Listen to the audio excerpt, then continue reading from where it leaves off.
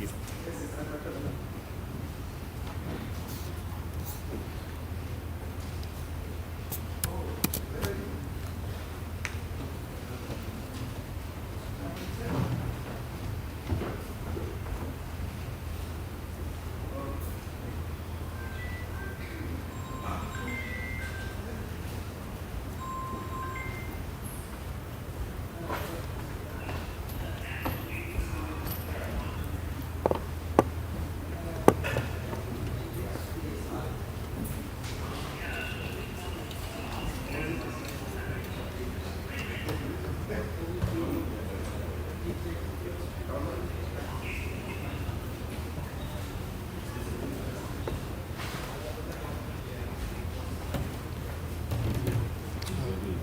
One sec.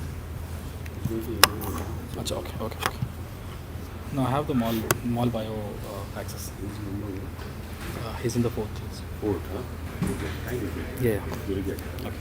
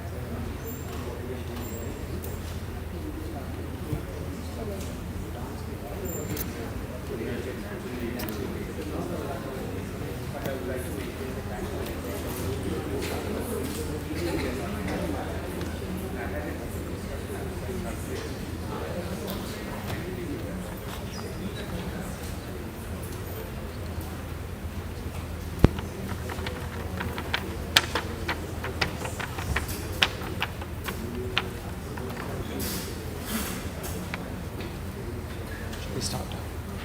Should we start?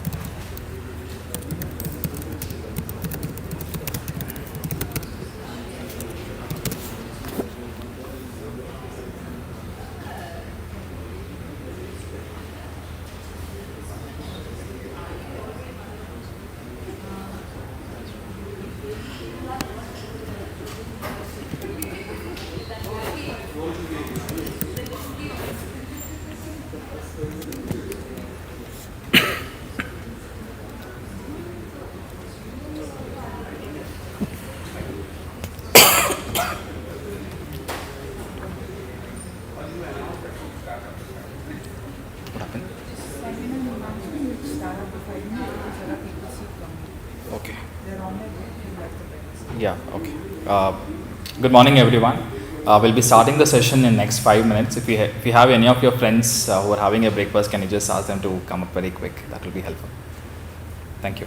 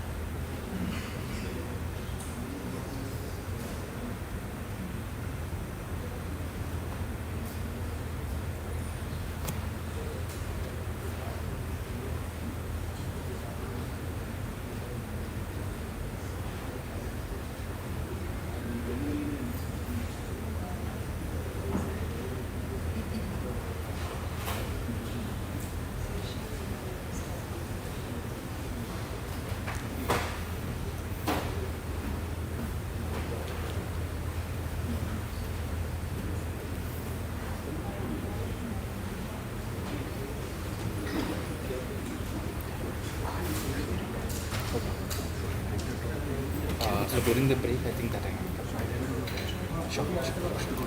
Yes, yes. Rajesh.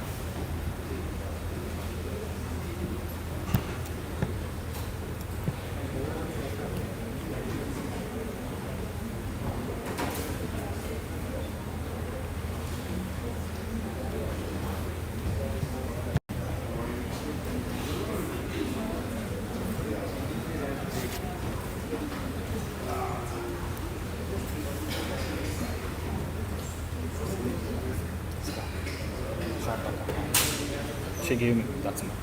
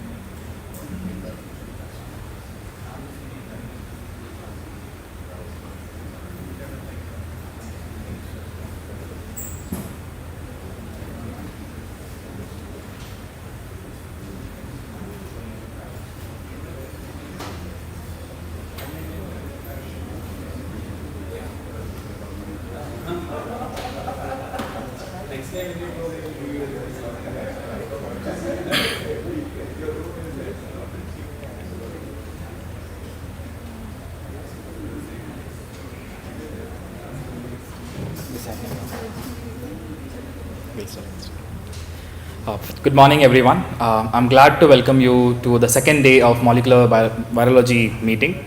Hope you had a wonderful experience yesterday listening to such great talks and also our enthusiastic poster presenters session. Without any further delay, let's move on to the next session on viral immunity, and it will be chaired by Dr. Sridhar Chinnaswamy from NIBMG Kalyani and Soma Chattopadhyay from Institute of Life Science, Bhubaneswar. Dr. Sridhar's major work interest is around the genetics and biology of type 3 interferon, and Dr. Soma's lab is majorly focusing on several broad aspects of chikungunya viral infection, and with majorly focusing on understanding the basic mechanism of viral replication and the host factors involved during the process of infection. She has won a national award for the contribution of development of antibodies against the non-structural proteins. I would like to request both the chairs to head the session. Welcome you all. Thank you.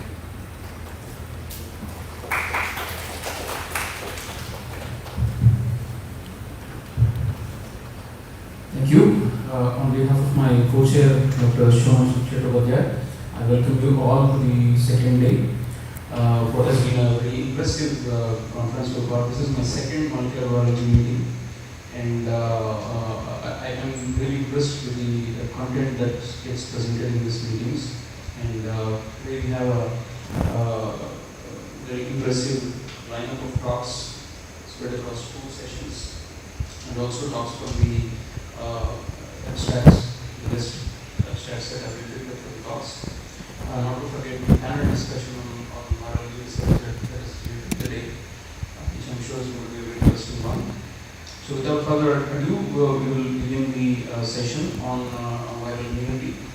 The first speaker will be Dr. Arup Banerjee. He is from RCB, Faridabad. So he works on host-pathogen interactions involving JEV and dengue. And today he's going to talk about dengue and its role in neutrophil activation, We all know how the adaptive system is responsible for or partly responsible for cytokine storm in dengue, but there's an interesting angle for neutrophils as well. So we'll be able to complete this talk. Dr. Ro.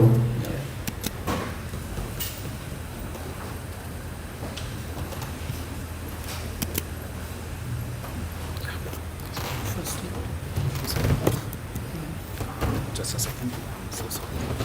Can I just use this? Okay, pointer. I'll try. Okay, that's good. So, good morning, everyone. And first of all, I would like to thank the organizing committee for organizing this meeting and giving me opportunity to share our work. So, our lab is mostly engaged in understanding the mechanism of immunopathogenesis caused by the flaviviral infection. So in this context, today I will talk about the impact of dengue viral infection on neutrophil biogenesis and functions. So as you all know that dengue virus belongs to Flaviviridae family, and I am not going into details, but as per WHO criteria, dengue patient can be classified as dengue without warning sign and dengue with warning sign. And therefore, the patient who develop warning sign, if left unattended, they may progress to severe dengue. And the hallmark of severe dengue is the plasma leakage, thrombocytopenia, severe organ impairment, and severe hemorrhage. Is this? Okay. So, the immunopathogenic mechanism of severe dengue is not well understood, but several studies suggested that dengue virus is not going to infect the endothelial cells, but due to the aberrant immune response initiated by the activated macrophages, monocytes, mast cells, or neutrophil platelet interaction may be involved in development of endothelial barrier function that may lead to the plasma leakage. So our interest is on neutrophils. So in next few slides I am going to give you an overview about the neutrophils, and I will try to convince you that neutrophils need to be considered when we talk about the when we try to understand the pathogenesis in context to dengue infection. So as you can see, neutrophils are the most abundant leukocyte, first responder against the invading pathogens. About 70% of the blood cells are neutrophils, and they use multiple effector functions including phagocytosis, degranulation, and the neutrophil extracellular trap, which is nothing but the release of double-stranded DNA in the extracellular space to restrict the viral spread. So in terms of life cycle, if you consider neutrophil synthesized in the bone marrow and then come into circulation, the mature neutrophils released in the circulation, from where it can reach to the different organs including lungs, liver, spleen, where they do multiple function and then again home back to bone marrow. Now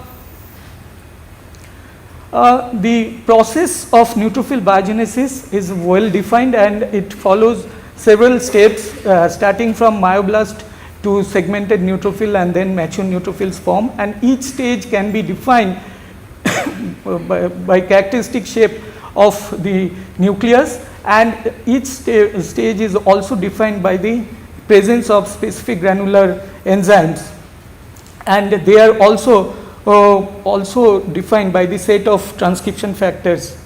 So neutrophils, being the terminally differentiated cells, they exhibit plasticity. That means it can exist in multiple phenotypes in the circulation depending on the environmental condition, and each phenotype play different role in context to disease as well as the inflammation condition.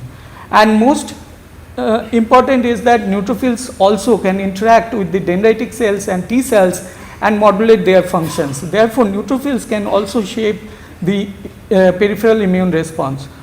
On the other hand, in post-COVID era, the research in neutrophil biology got momentum, and you can see several papers published in context to SARS pathogenesis, where neutrophil were implicated in development of lungs pathogenesis. And other than COVID, neutrophil is also involved in case of influenza virus, dengue, and as well as the RSV cases, RSV patients. So,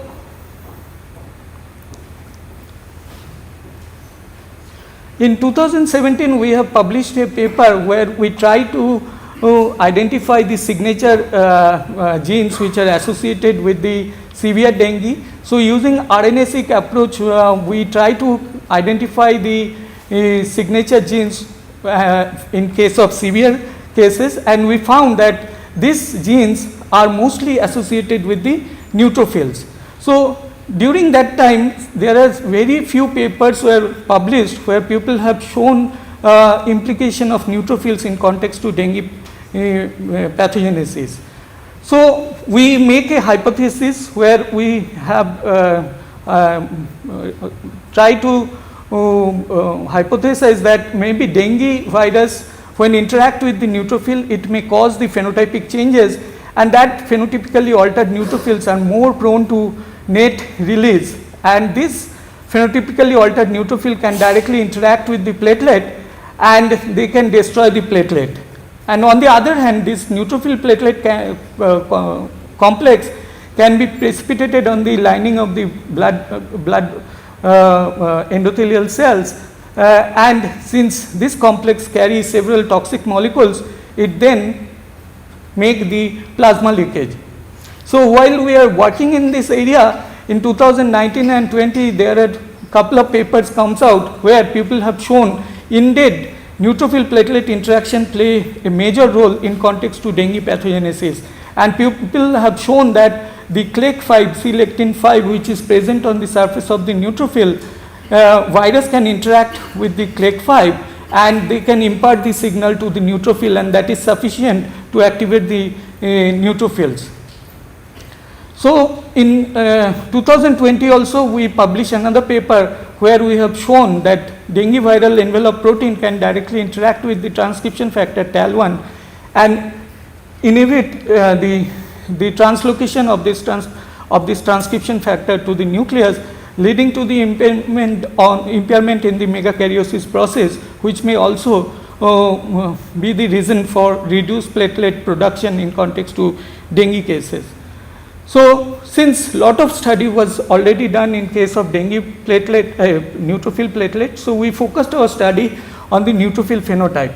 So, in this paper, what we observed that we purify the PBMC, but with the PBMC, we can able to co-purify the neutrophil in case of severe dengue patient, and that may possible only when the neutrophil converted from normal density neutrophil to the low density neutrophils. So, due to the difference in density, now neutrophil can co-purified with PBMC, and this low density neutrophils are reported in case of sepsis, HIV, TB, SARS-CoV-2 and RSV, and they are functionally different as well as they are phenotypically different.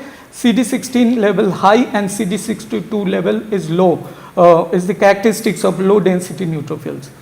So, I will show some of the data in later slides. So, the neutrophil heterogeneity may arise either due to the direct interaction with the virus, or the infected cells may release the cargo in form of extracellular vesicles.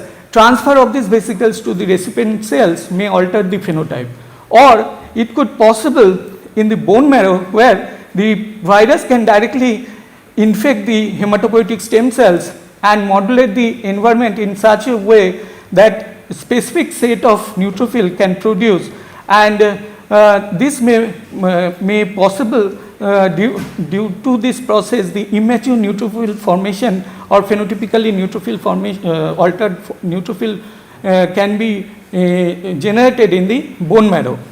So, in context to dengue, indeed the studying the bone marrow is very important, because as you can see there are several reports where people have shown that dengue virus can directly infect the hematopoietic stem cells.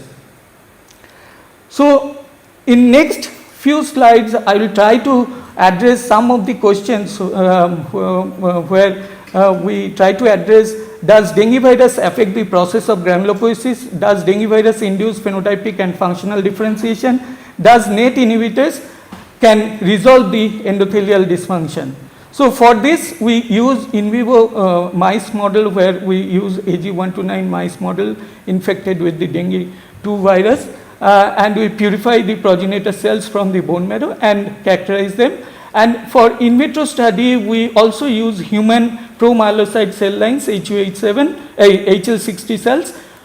These cells, in presence of retinoic acid and DMSO, it can convert it to neutrophil-like cells. And with this model, we have characterized the dengue-induced neutrophil population.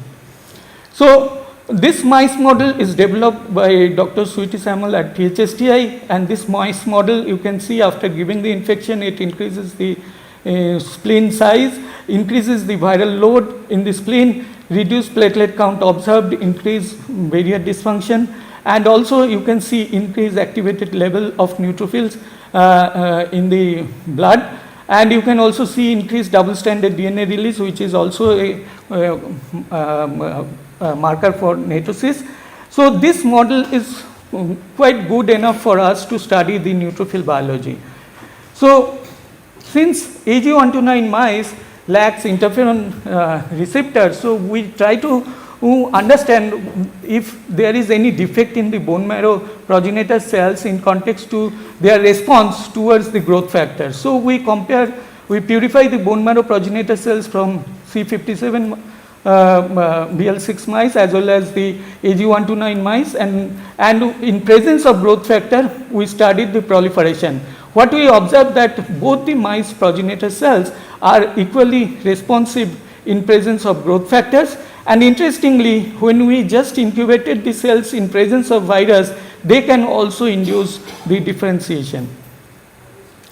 And next, we infected the mice and we purified the progenitor cells, and in presence of GM-CSF, we try to expand them in ex vivo, and you can see that mock versus DB cases, there is a huge expansion of progenitor cells, and what we found that the progenitor cells derived from dengue infected mice are basically primed towards preferentially proliferation towards the neutrophil compared to the monocytes.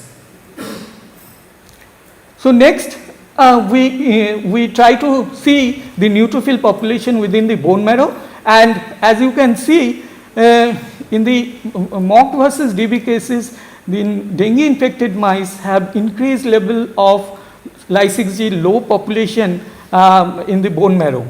So in 2018, there is a paper published by Evert et al. Where they showed that during inflammation condition, emergency granulopoiesis may occur, and that may lead to the production of immature neutrophils as well as the mature neutrophils, and these immature neutrophils may be characterized as Ly6G low and CXCR2 negative population. So we sorted the cell population and we measured the CXCR2 level, CXCR4, and also checked the different transcription factors like CBP alpha, CBP beta, and other granular enzyme MPO elastase, MMP9, and all these markers are decreased in the Ly6G low population, and CBP alpha and CBP beta level goes up. So this indicates that Ly6G low population indeed a immature population. So next, in promyelocyte cells, we incubated these cells in presence of dengue virus just to see whether dengue virus is alone sufficient to induce differentiation. So as you can see here, that in presence of dengue virus, as compared to control retinoic acid induced differentiation, the increase in maturation marker CD10 and increase in CD66B and CD16 level was also observed, suggesting that dengue virus alone can induce the differentiation towards neutrophil-like cells. And these cells are indeed terminally differentiated cells, because about 60 to 70% populations stays within the G0 phase, And these cells are functionally different. They are reduced phagocytic capacity, increased ROS production, increased citrullinated histone, which is also correlated with the increased level of double-stranded DNA. So far what we have shown that dengue virus induces immature neutrophil population and they are functionally different. And in HL60 cells also we showed that dengue virus can alone induce the differentiation towards neutrophil-like cells, and these neutrophil-like cells are also functionally different as similar to the mice data. And the data that I have not shown, we showed that MPO inhibitor can restrict the differentiation of HL60 promyelocytes. This MPO is the myeloperoxidase enzyme, which is the first granular enzyme that is synthesized during the process of biogenesis. So we next then checked it in the animal model. There are several studies where people have shown that if you use MPO inhibitor or elastase inhibitor, that can also inhibit the netosis and helps the neutrophil to restore the proper function and the phenotypes. So in the mice model we have shown that after day 7 post treatment, indeed there is an increase in the mature population in the blood as well as bone marrow, decrease in the net formation, and there is a clear increase, clear decrease in the endothelial barrier dysfunction process. So next we wanted to see in circulation what happens when dengue virus interacts with the mature neutrophils. Does it alter the phenotype? If yes, then what could be the functional relevance? So we purified the neutrophils from the healthy donors and incubated the neutrophils in presence of virus, and you can see here that in presence of when we incubated the neutrophils in presence of different MOI of virus, you will get to see increased level of low density neutrophil, which is characterized by low CD62L and high CD16 population, and this is also increases in a time dependent manner. So you can see at 3 hours time point and at 6 hour time point. So that means what we observed in patient cases, the dengue virus serotype 2 activates neutrophil and induces phenotypic modulation by downregulating CD62L expression and leading to generation of low density neutrophils. And we then characterize the function of those low density neutrophils. What we observe that they are having the lower phagocytic capacity.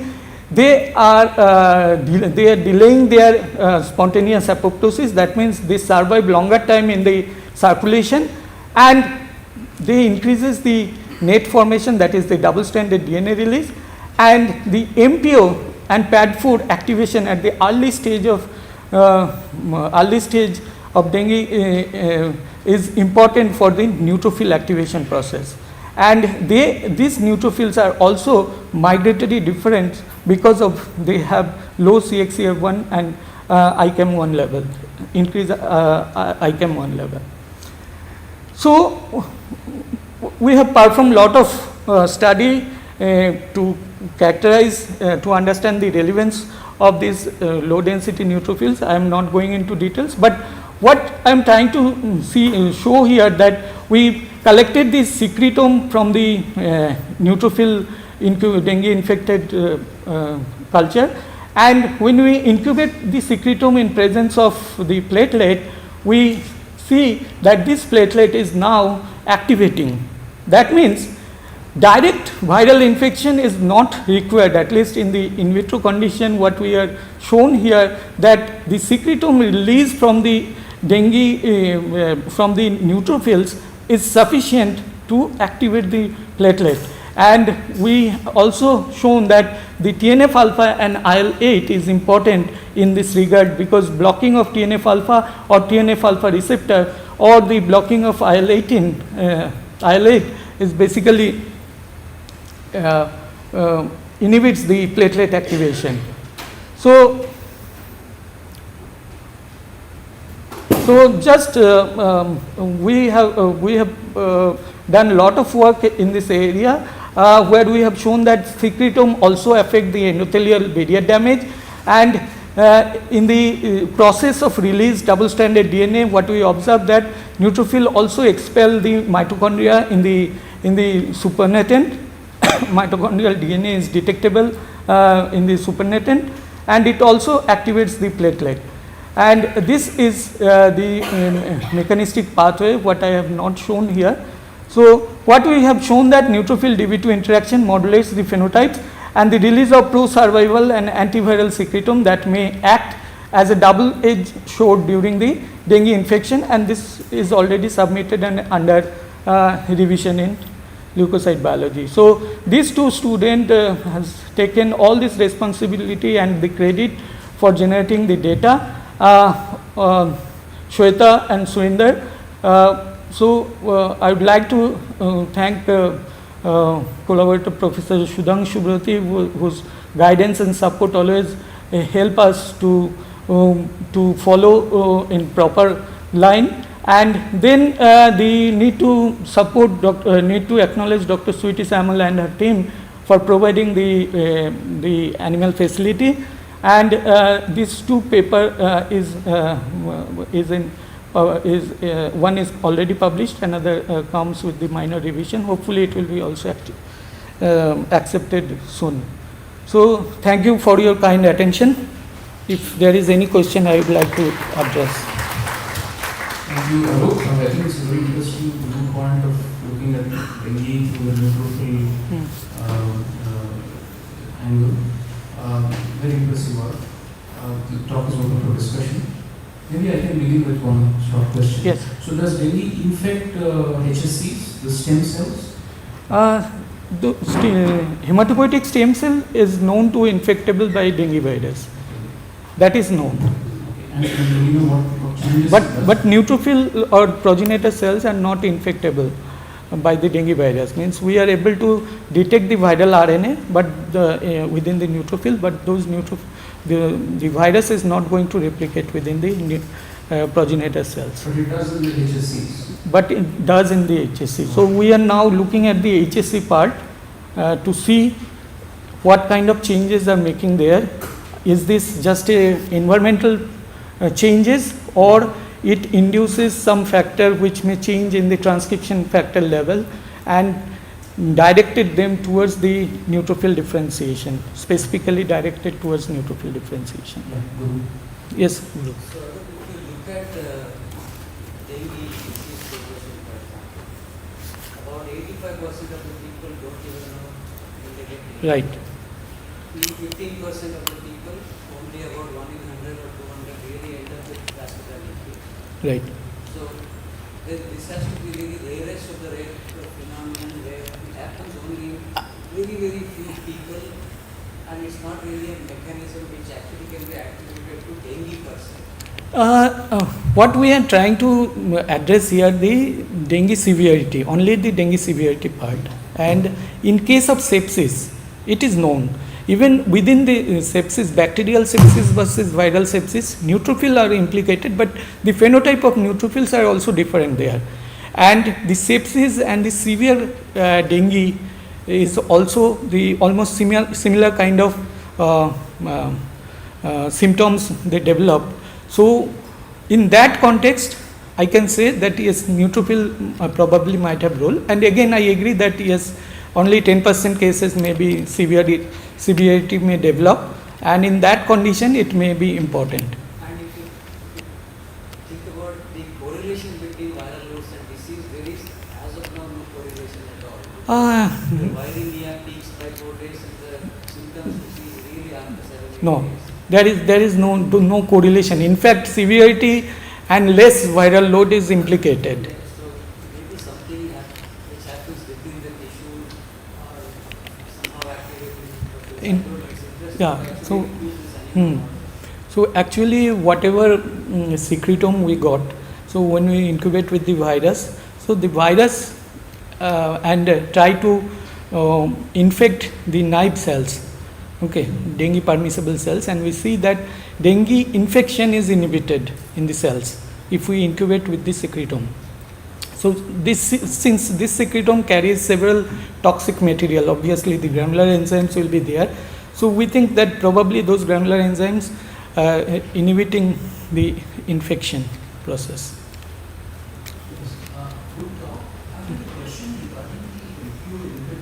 Did it not reduce neutrophil function and as a consequence lead to more infection?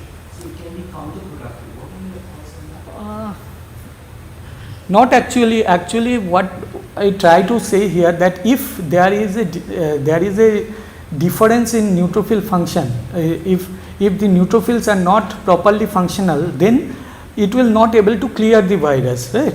So if you somehow restore the phenotype of the neutrophils, that may be in turns useful to clear the virus at the early stage, and MPO inhibitor may help to restore the function in that direction.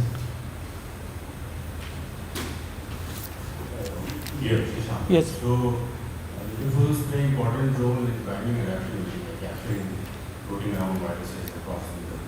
Right.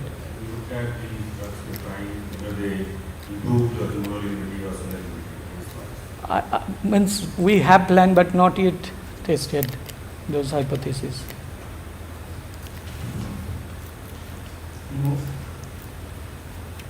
Okay, let's give a big hand for a nice presentation. Thank you.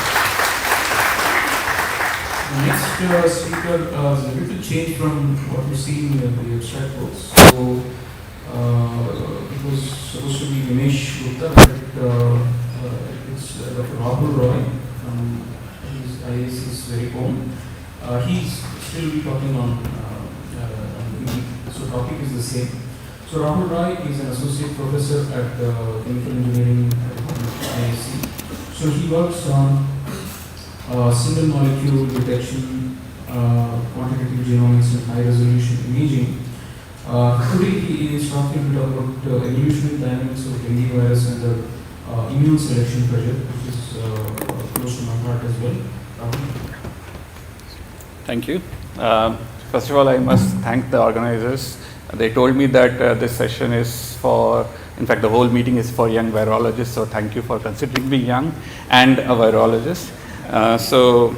However, to keep and fill in the shoes for Nimesh is, I hope I can do this. I thought I will talk about dengue and immunity, but I'll tell you the perspective from a completely different angle. Instead of looking into cells and instead of doing experiments, I'll try to show you that you might be able to infer what is happening not to the host, what the host is doing to the virus, but how the virus is evolving in response to the immune response from the host. So this is the motivation, of course. I don't need to convince you that as the virus grows, inside these cells, the host is mounting not only adaptive but also innate immune responses. And I'm not going to read the list of all the methods by which, phenomena by which it kind of fights against the virus and tries to control the virus. The virus in return is also growing inside the host, and because of the high mutation rate, generating several large number of variants, which we call quasi-species. When the virus goes through many of the bottlenecks in the host, what happens is there is a selection pressure that pushes the virus to evolve away from what was the original strain, and then this new strain of the virus enters the cells, and then you would find that the cells will adapt to it. And this is a continuous process that goes on and is a classical example of the Red Queen dynamics in evolutionary theory.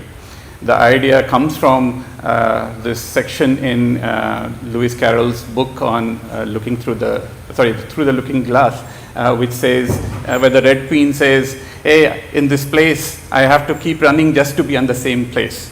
The idea is that when in a co-evolving environment, both the host and the virus is continuously evolving, right, to just survive. Okay, So we wanted to look at this problem from the context of evolution in dengue, and you already know now, you see it playing out for the SARS-CoV-2. The virus is evolving as we are getting vaccinated and generating immunity. So virus, I don't need to introduce this audience. So what I will tell you, which is relevant to today's talk, is that we have about 100 million infections, reported infections per year, out of which we believe that about 300 million don't get reported. Okay, they are asymptomatic. And India actually contributes about 1/3 to 1/4, depending on who you ask, of these cases. And hence, not surprisingly, in this room, about half of you have been infected with dengue, even if you don't know it. So the problem is, if you should have been happy, I already have antibodies against dengue. The problem is that there are 4 antigenically related serotypes. All of them are circulating in India. We know that for a fact. When you get infected second time with a different serotype, it is likely that you will end up, quite likely that you will end up with the severe form of the dengue. Okay, and that is bad for anybody who already has dengue antibodies. So this was why we were very interested in understanding what happens when you have virus infections, and also for the consequences of the vaccine development for dengue. Okay, this is why it is very challenging to develop vaccines against dengue. So normally when you think about evolution of virus under immune selection pressure, a person gets infected, it evades the immune response from this host, and then this kind of infects another one, and then it evades the response, and this continues to happen. And if you look at a time axis and genetic or antigenic distance, you will find that the virus is going away from its ancestors under the immune selection pressure, what you see in SARS-CoV-2. Our rhetorical question was, does this high level of population immunity that I showed you, about 50% population is already immune, and as Guru showed you yesterday, that in cities this could be as high as 70-80% in adults, does it affect the evolution of the dengue virus in India? And dengue virus in India would be evolving very, very differently in this high seroprevalence than it would be evolving in some other countries. So the work I'm going to tell you is kind of culmination of a lot of work done led by dengue sequencing project, which was initiated by Sudhir with support from Mr. Narayan Murthy, and was spearheaded by these individuals. So Suraj and Chitra and Arun, many of them are probably in here. So they kind of did all the work which is already published, so I'm not going to take you through everything. What I will do, and I want to also thank the many of the stalwarts in dengue who came forward and helped us in doing this. Today I'm going to tell you about most of the analysis that Suraj did and is already just came out in a recent paper. So what we did, of course, we didn't have any information about antigenicity. We didn't really have any diversity data. So we went around the country, asked anybody who is willing to participate to give us serum samples that they had archived in their cells. We wanted to sequence directly from the serum, and this was before SARS-CoV-2. We believed it could be done, but it was not really very clear how efficient we will be. So out of the 700 odd sera that we collected, we were able to get RNA from 319 of those, and then we were able to generate sequences from them using a standard pipeline that's very common nowadays. We could map and generate consensus sequences, and the good thing was that we were able to, somehow the text is not showing up, but we were able to generate about 120 whole genomes and about 90 partial genomes from it. This pie charts basically show you the years and the distributions of the dengue serotypes every year. So you can see that North India was dominated earlier with dengue 2, but South India had all the 4 serotypes circulating at the same time. So So the blue ones are our contributions, and the rest of the sequence is being provided for the rest of them, and publicly available is plotted here. So now with this rich data set, we could ask the question that Guru was asking yesterday. How good are the current vaccines that are in development for the Indian population? So against especially the Indian circulating strains. So this two-dimensional plot basically projects the sequence diversity into a 2D plane so that it's easy for you to understand. You will find these colored dots are the vaccine candidates, so shown here, and you will find the Indian strains out here in the gray, and you can clearly tell that they are very distinct and away from the Indian strains. Okay, so and this is fine. That's not very surprising. The virus is evolving. But more importantly, if you start mapping the mutations on the envelope protein, you find that they are on the top surface of the envelope which gets exposed to the antibody, and about 50%. So this circle basically represents all the mutations on the envelope protein, and the inner circles either by measuring the antigenic effect by a new method that has been developed or known epitope sites, you can see about half of the mutations are in sites which are going to have an antigenic effect, which tells you that even though I don't have any data, but Guru does, which is confirming more or less what we said, is that you are going to change and not evolve, elicit the same kind of neutralizing antibodies against the Indian strains from the vaccines that are currently being tested and under clinical trials in India. Now, what we were curious to see and has been known anecdotally in the field was that, of course, a number of cases in dengue are rising over time, but once in a while there is a big dip. There is a season of dengue where there are hardly any cases, very small number of cases, and then there is a big outbreak of dengue that happens at the same place, right? And this we see in the data even regionally, where you can see that every few years you see a outbreak where a lot of cases are reported, and this continues to happen. In fact, we can measure the time of when these outbreaks happen cyclically, and the average time turns out to be about 2 to 3 years, which is also known anecdotally. What we did was we looked at the sequences. Now we combined all the sequences published earlier and our new set of data, and we said, okay, let's look at what happens when these changes happen. And surprising, not so surprising maybe, was that there was changes that we would observe every time there was a replacement. So every time there was a peak, there was a replacement. So here's dengue 3, which has become the dominant one, and here dengue 2 has become the dominant one, and then later on we find that dengue 4 is becoming dominant one, and this is happening in these individual regions as well.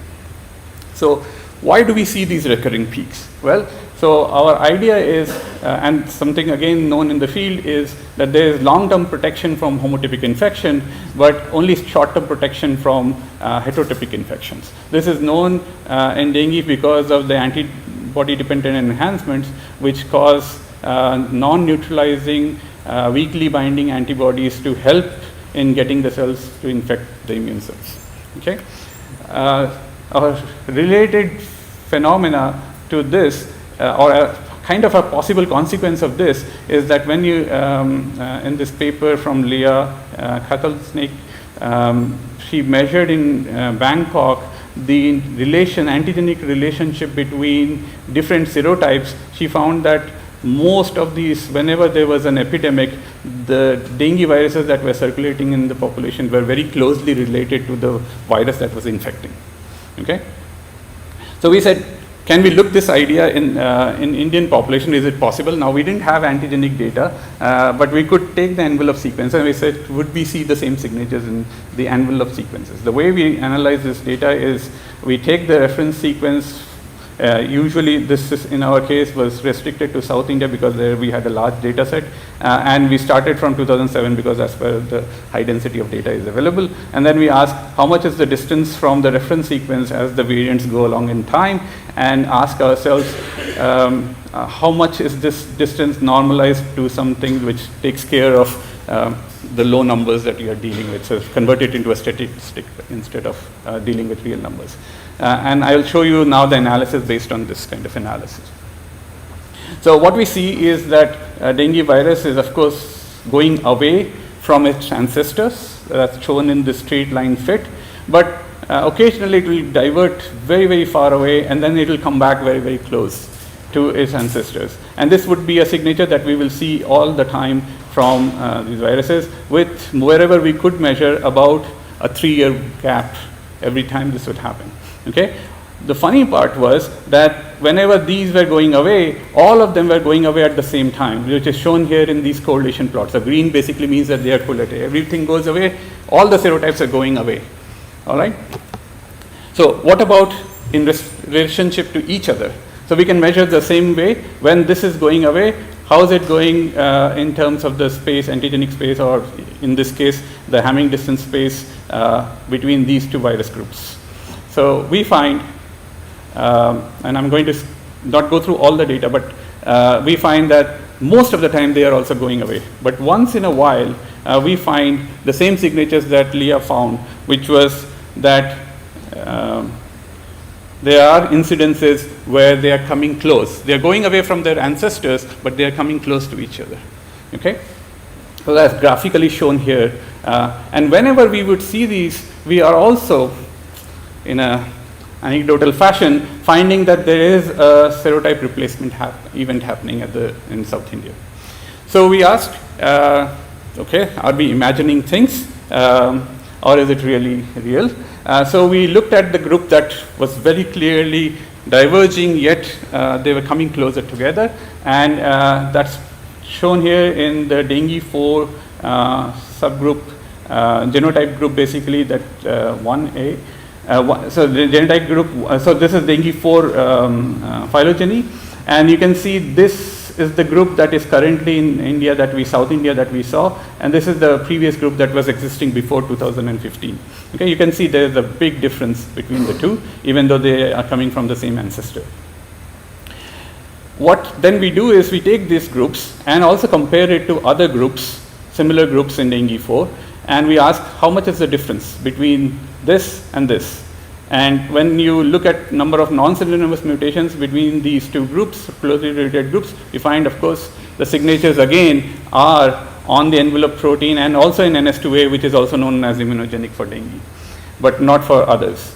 Same signature is here. You will find the immunogenic. So now we are looking at the ratios rather than the real numbers, and you see the selection pressure on the envelope protein, the NS2A, and to a certain extent on PRM is high, whereas the whole genome is not showing you any real selection pressure.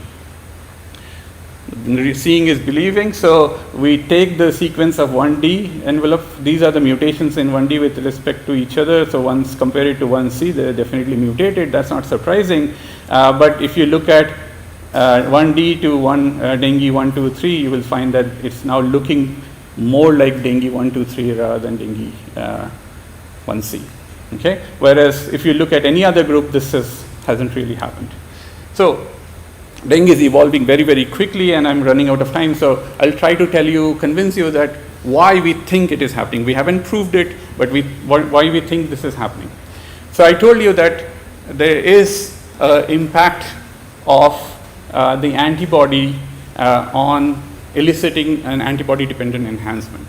This is some data that Eva Harris's group had generated from a long running cohort in Nicaragua, where they showed that if you have high levels of antibody, which is kind of measured here, you would more or less not have severe dengue, but you do have a little bit of form of the hazard ratio is high for having severe dengue, and all clinical parameters kind of show you that.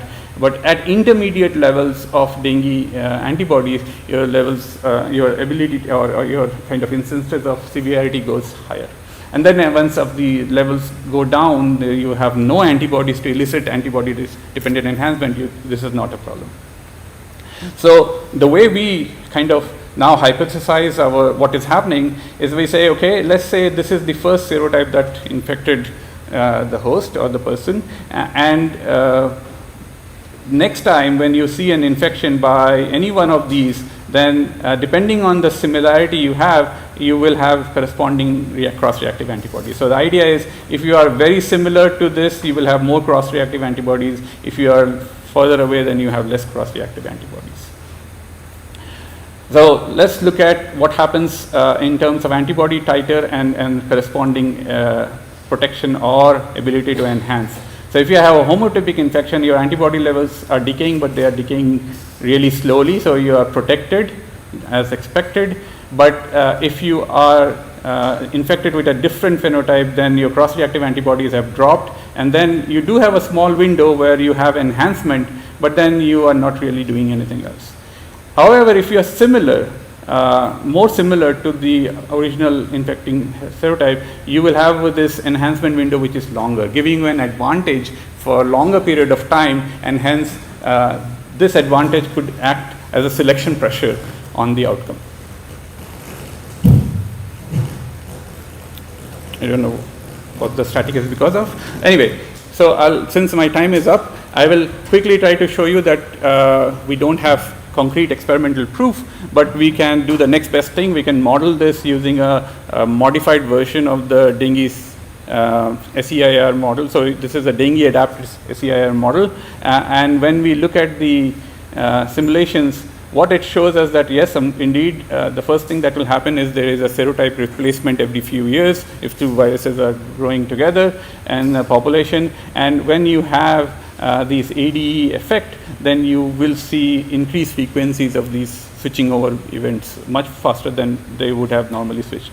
But more importantly, when you make this antibody decay into this model, then you find that there is indeed a larger selection pressure for the virus to adapt, and hence there is more cases of ADE that we would expect, or more cases of selections that we would expect. Now, we don't have experimental proof for this, but I'm hoping in the future we'll be able to generate this. So I will stop here and just summarize this. I have already said this. We think the cross-reactive antibodies are not only impacting, of course, the evolution of the virus that infected is always going to be going away, but the cross-reactive antibodies are pushing the antigenically related serotypes also away from each other. But the problem is that because of antibody-dependent enhancement, why it pushes it away, when there is an advantage, it again comes back closer to its earlier phenotypes. Okay, and we find that dengue 4-1D lineage is a highly divergent form. It's already the dominant form in South India, and probably has the potential because of the pre-existing immunities to cause an epidemic elsewhere. This is the group that did all the work. So thank you for your time. Thank you, Raghu. That was very interesting. Questions? Yeah, thank you. So my question is, you expect the selection pressure on the envelope, and the NS2 We see is- that selection pressure is on the envelope, yes. But nothing is happening to NS1 because you have just so many antibodies. We don't, yeah. So this data, at least in dengue 4, NS1 is right there, and you see it's not really, this within these groups, it's not really. So we have to do it more detailed for other groups, but at least where we knew that this effect was strong. Because there's Yeah. just so many antibodies against NS1, so you would kind of expect some. Yeah. So immune evasion looks like is not a problem for NS1. It seems it's mostly dominated by effect on NS2A and envelope.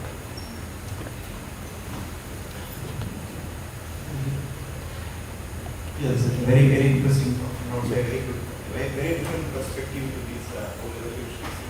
So, as per your prediction, every year we should see that there is an increase in the number of severe cases of dengue, or because there is We pre-existing immunity. that it's a no-brainer because the seroprevalence is increasing.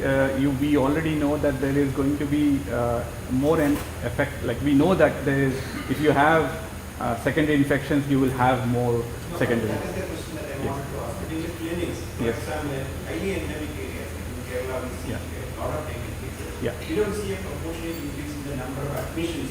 Yeah. So I didn't mention. Not Yeah. taking to the extreme cases, even the number of admissions. So there is one component which I feel that is missing in the involvement of the mosquito in this. I agree with you. This is Yeah, a linear model that Yes. is not proposed just like a COVID. Yes. Where there is an untold transmission. Completely And agree with you. This, yes, Here, yes. that component is missing. Absolutely agree with you. I should tell you one more thing. In India, I suspect that many endemic places people have seen dengue many more times than second time. So my expectation is that we know for a fact that when you have a slightly more broader and multiple infections, your antigenicity coverage is also broader. So severity of cases then goes down. So I think those endemic places are already in that regime, that's one. But you're absolutely right that the selection pressure, in fact I was very surprised when we saw this because my expectation was that as soon as you go into the mosquito, but the mosquito immune system is very, very different. So the signatures that you're talking about, they will show up, but they will show up at other places. When we compare the mosquito and the human viruses, then we will probably see them. But also one more angle is like in the mosquito there is a regular transmission and also the mosquito eggs can keep the virus for a very long time. yes. So you will see an independent kind of evolution in this virus, suppose into a broader sample. I wish we had as much data as that we could do that. We would love to test all these things. It's very, very nice ideas. In fact, so does this dengue epidemic emergence have any correlation with chikungunya, malaria? don't get me started on that. Yes, malaria I don't know, but chikungunya definitely. We are seeing, in fact, I didn't show you the data. Dengue serotypes, there were multiple dengue serotypes we found in about 10 to 15% of the sequencing that we did. And chikungunya is another virus that we see quite often. Co-infections of dengue and chikungunya is a very common phenomenon that we see. Yes. And spread typhus now. Typhus too. So that's the whole discussion that we can have about this. Yes. Yeah, I would like to elaborate on this stigma's mosquito thing.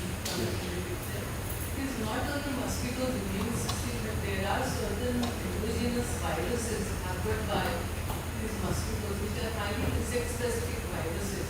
And we have recently seen that you see mosquitoes from different places from India.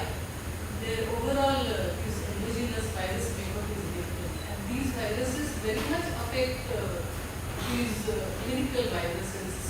So that is another factor. Completely agree with you. I am very narrowly focused to immune evasion as one mechanism for what is driving evolution. I should have said that before.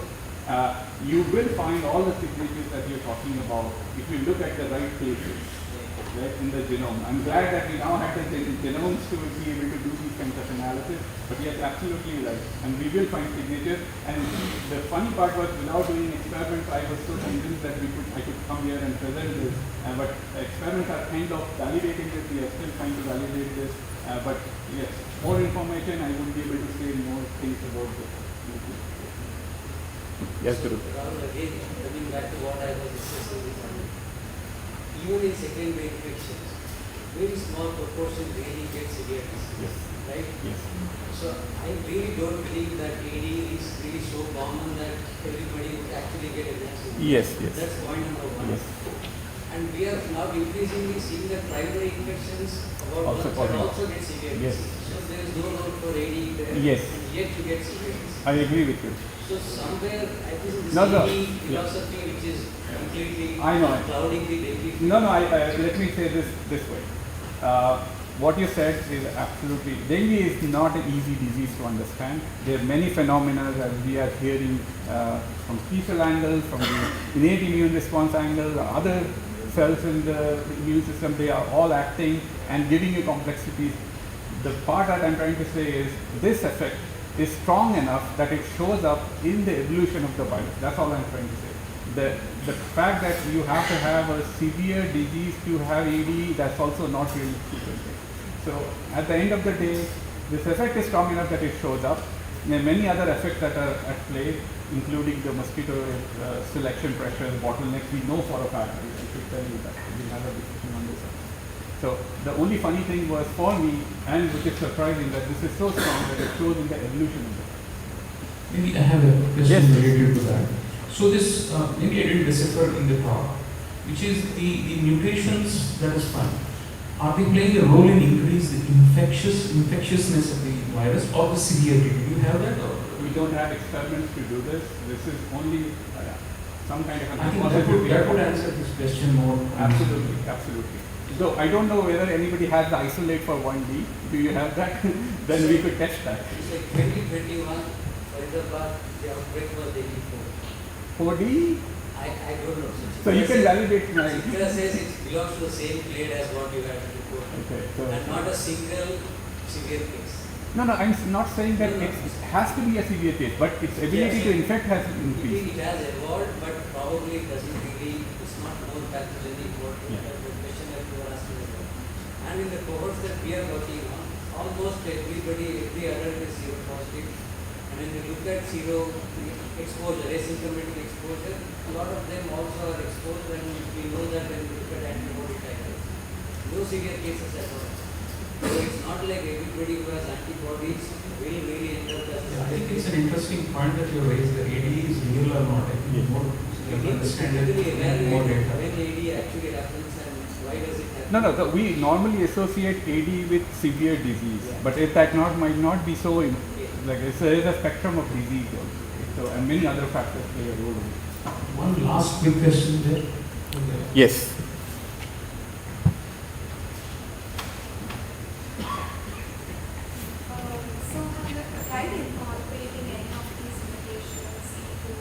We are doing that. We are doing all the things. If you are interested, I have a position for postdoc, so please let me know if you are interested in doing this. We would love to. Yes, we are on doing exactly this. Yes. Yes. I don't know. Should I? Yes. Sorry. Erratic cycle AD, non-human primate, nobody looks at it, at least in our area, but that's something where evolution will happen more closely what happens. Yeah, this is what I'm hoping will keep me employed for some time. So it is more complex than I set out to be. So thank you. One last question. Oh, okay. The last question. How about the immune escape role in shaping up the virus evolution? I thought I told you that it is shaping up the... In terms of functional analysis, as I said, the signature on the envelope protein and MSQA was the strongest we found in where we can tell the differences and we can corroborate with other evidences. There would be a role that plays in innate immune response. What kind of selection pressure are leading, what kind of mutations, I wouldn't be able to tell you at this stage. Okay, let's give Rahul another round of applause. Maybe Rahul presentation. Now I request Dr. Chattopadhyay and co-chair to take over.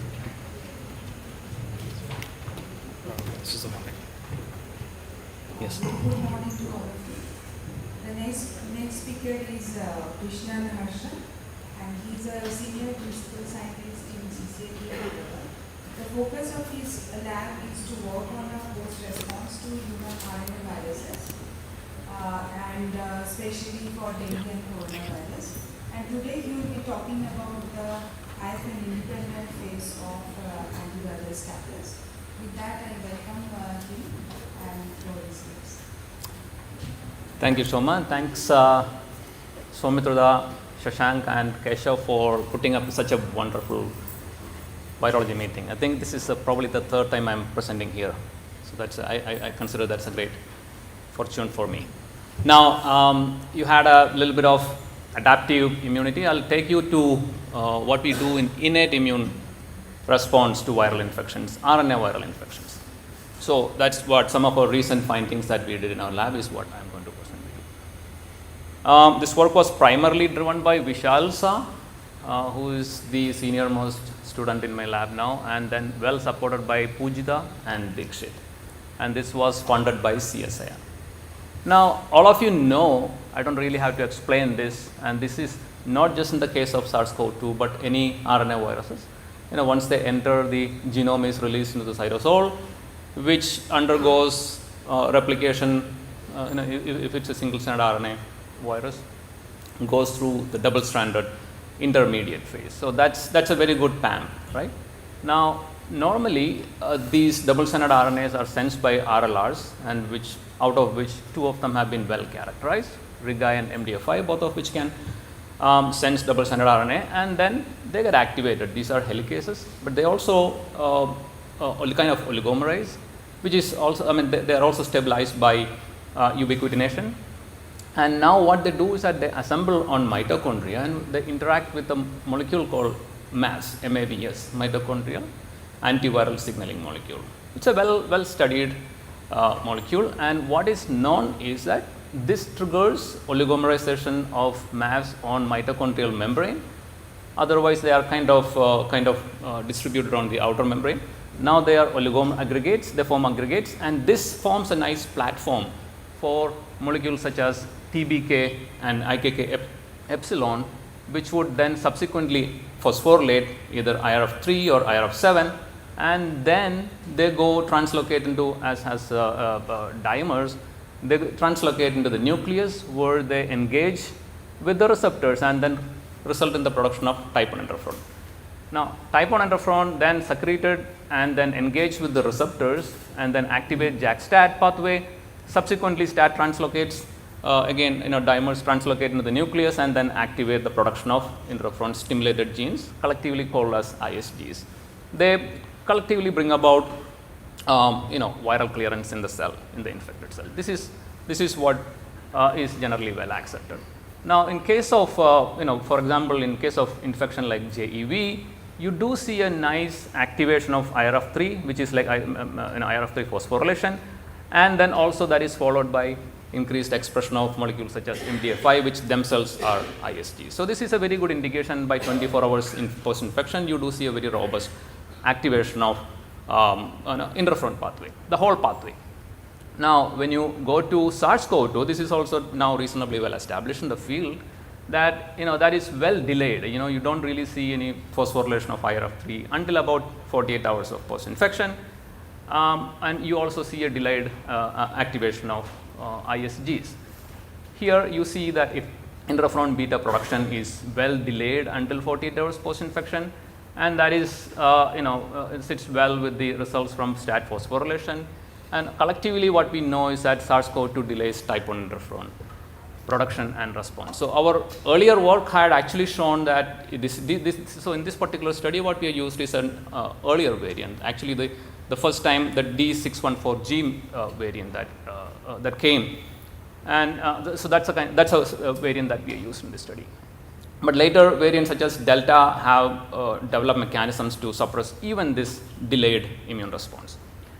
Now, so what we essentially wanted to look at was, what I forgot to mention in the cartoon about the RLR pathway was, you must have seen I had also portrayed certain viral proteins, SARS-CoV-2 proteins.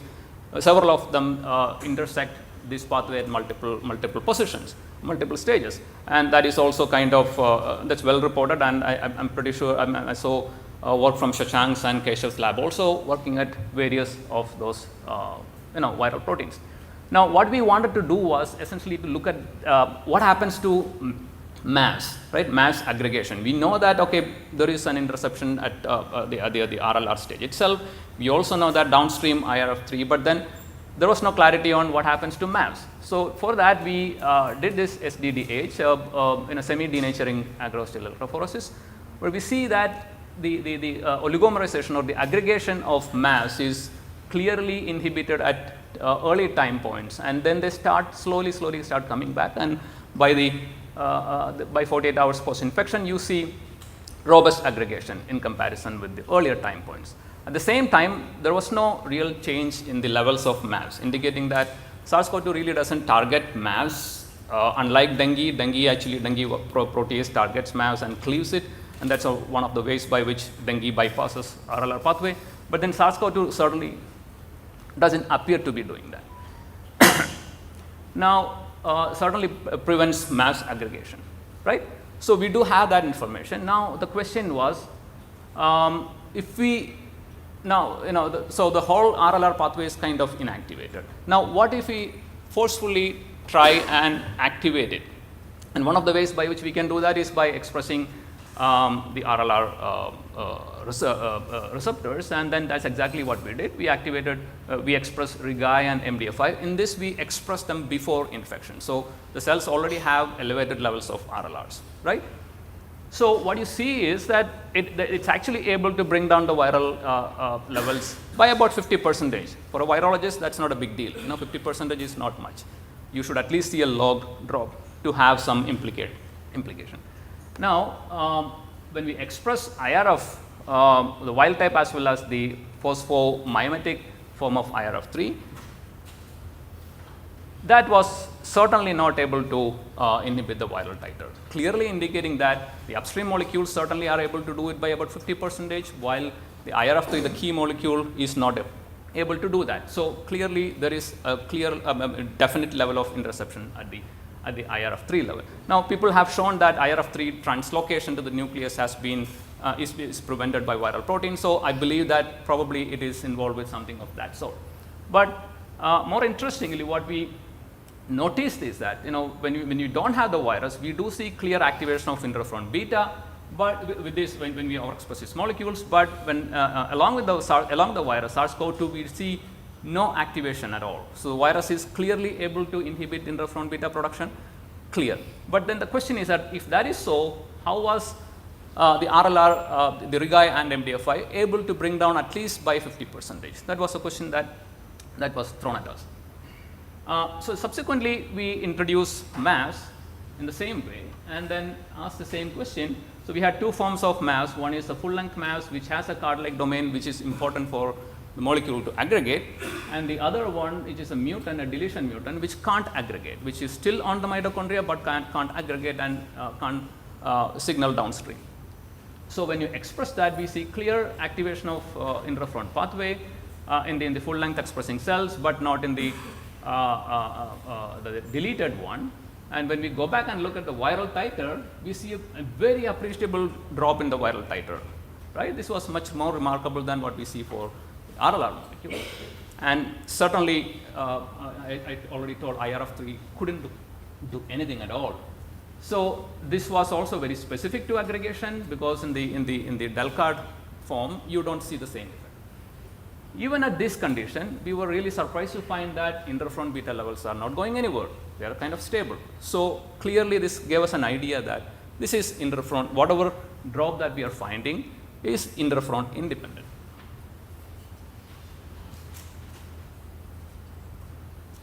And this was further corroborated by this immunofluorescence. I'm not really sure how well you can see that double-stranded RNA that is there in the empty vector expressing cells is pretty much cleaned up when you express MAVS. And what this particular data until now suggests that there is an interferon independent mechanism mediated by MAVS, right? And that is working, and that can work beautifully even in SARS-CoV-2 infection. So next we wanted to look at, okay, what happens in MAVS knockout cells? If the MAVS is totally depleted, are we going to see a very impressive result? So this is we went to A549 model. That's primarily because even though A549 is a respiratory epithelial cell line, we know that the SARS-CoV-2 infection is not robust in this, right? So people believe that it's because of the lack of ACE2 expression. But by that time we already had some idea that the wild type A549 cells does permit some level of virus, but it's cleared very quickly. So we went back and asked, we had this hypothesis, if this MAVS had anything significant role, we should see a very robust infection in MAVS knockout cells. We did that experiment, and then you see that early time points, you'd start seeing robust, or not really robust, okay, modest level of nucleic capsid expression in both wild type and knockout. While in the wild type, the virus is being cleared later, you start seeing very, very robust expression infection in the knockout cells, suggesting that MAVS is actually able to hold on to the infection, even though whatever little amount of virus that was coming in. Clearly, most likely ACE2 has a role in it. That's preventing the amount of virus getting in, but then the virus is able to go through even at a very smaller level into the cells, right? And in fact, the MAVS knockout cells, the titer went up to almost like 10 to the 7, more than 10 to the 7 per mil, which is very comparable to what you see in the other robust permissive cell lines. Now, when you express MAVS in this bag, you do see a appreciable drop as well, suggesting that it's very specific to MAVS. Now, MAVS is very essential to keep check on viral replication. Now, by this time we had published this work, and where we had shown that if you activate RLR pathway by poly-IC, the early variants were very susceptible, but the later variants had shown some decent levels of resistance to RLR activation. In case of interferon treatment though, but then the later variants alpha and delta were clearly not, they were not bothered at all. So you do see kind of dichotomy here, right? I mean, the RLR activation upstream was able to restrict the virus to a better level than interferon. So we asked this question whether MAVS can do differently, and we were really surprised to find that when you express MAVS was able to limit the infection of all the variants, including delta. And that was very surprising to us, and then that also gave us enough for confidence that what the restriction of virus that we are talking about is completely independent of interferon, and possibly also includes RLR. And then MAVS being in RLR pathway, it was not a surprise. So then we asked the question to go one step further and verify whether it is interferon independent completely. We asked whether they have a synergistic function. So we treated cells with overexpressed MAVS or treated cells with interferon, and asked this question whether there is a synergistic effect, right? We do see a synergistic effect here. Independently, both interferon and MAVS were able to bring down the viral titer substantially, but then when you bring them together, there is an added effect. And remember, this was an earlier variant, that's why they were susceptible to interferon. So clearly, this suggests that what the MAVS effect that we are talking about here, at least in the case of 24 hours post-infection, is independent of interferon.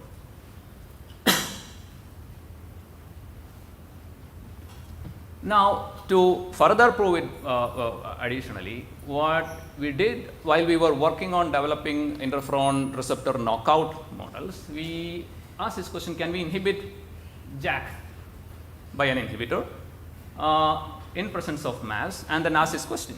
So we overexpress MAVS and treat the cells with baricitinib, which is a very well-known JAK-specific inhibitor. And you see a clear dephosphorylation of STAT in those treated cells. But when you look at the viral titer, you don't really see much of any change, suggesting that interferon inhibition is not able to take away the impact of MAVS on virus, right? In one way, in another way, it is in one more stronger way, supporting our hypothesis that MAVS is able to restrict virus independent of interferon. Now, so the next question that we had was, okay, how is it actually doing? So MAVS is on mitochondria, and mitochondria is recognized as a very important hub of antiviral activities. So that's probably where we had to focus on. So mitochondria constantly undergoes this dynamic process, mitochondrial fusion and fission, and in any cell in homeostatic condition, you find a robust mix of both, right? And they are essentially controlled by some of these factors as shown here. So we looked at mitochondria and then found that you do see a robust mix of both elongated as well as dividing mitochondria. But in case of infection, you see a very robust fragmentation of mitochondria at all, later time points particularly, right? And then we calculated the percentage of fragmented mitochondria, and you see right from the beginning, 12 hours post-infection, you see a very high levels of mitochondrial fragmentation, which was also captured in this super resolution microscope. At a later time point, we do see these aggregates of mitochondria. Now we ask this question at this point, is MAVS overexpression leading to a change in mitochondrial dynamics? Interestingly, when you overexpress MAVS, you do see a reversal of this mitochondrial fragmentation as when you overexpress MAVS here, right? And when we that is actually quantified and represented here. So suggesting that MAVS actually does contribute, some kind of important regulation. It allows elongation of mitochondria, or it somehow prevents the fission of mitochondria promoted by SARS-CoV. And interestingly, you do see inhibition of the fission factors and activation of the fusion factors. So that was well sitting with our other observations. So clearly, MAVS reduces mitochondrial fragmentation. Now, mitochondria also undergoes autophagy, which is called as mitophagy, right? Typically, when mitochondria damage, there's a key molecule called PINK, which is a kinase, which phosphorylates at E3 ubiquitin ligase called parkin. And this parkin is, once phosphorylated by PINK, is the one that goes around and ubiquitinates a lot of receptors on mitochondrial surface, and then that is later tagged for mitophagy. So, in virus infected cell, there was a very clear indication of increased PINK stabilization, which is an indication that PINK is not recycled and PINK is available for phosphorylation of parkin and then subsequent ubiquitination, right? So that was very clear towards later stages of infection. And in MAVS overexpressing cells, PINK phosphorylation was substantially inhibited, suggesting that in addition to facilitating elongation, MAVS is also able to reduce PINK phosphorylation and possibly thereby reducing the mitophagy in the infected cells. And this was again shown strengthened in FFO9 MAVS knockout cells, where you find an increased PINK phosphorylation in the absence of MAVS. And when you bring MAVS back, you do see a robust reduction in PINK phosphorylation.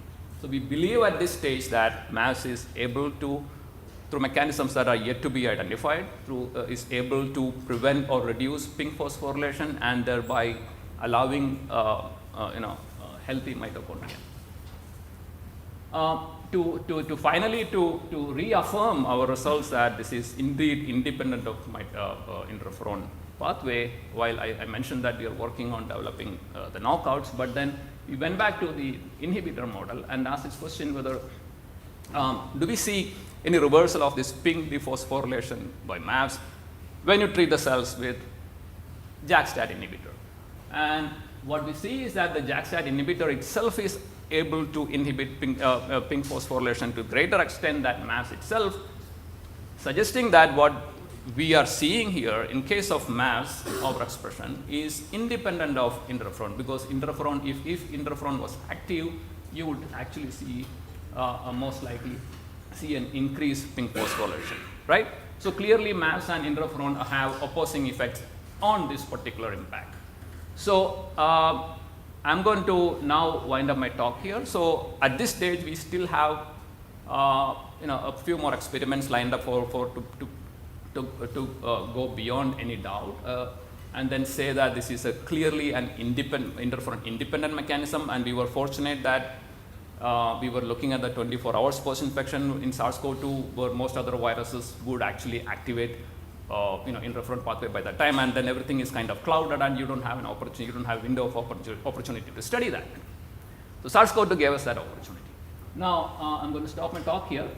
So SARS-CoV-2 certainly inhibits RLR pathway, and it also promotes mitophagy, and collectively that results in increased viral replication.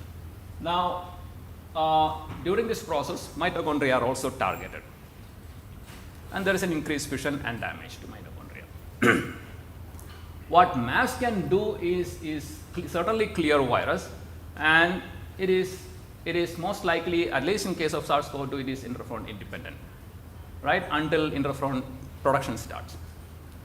The mechanism that we believe is by reducing mitophagy and also promoting mitochondrial elongation, We do not know the consequence of these, how mitochondrial elongation would result in faster viral clearance, whether it involves the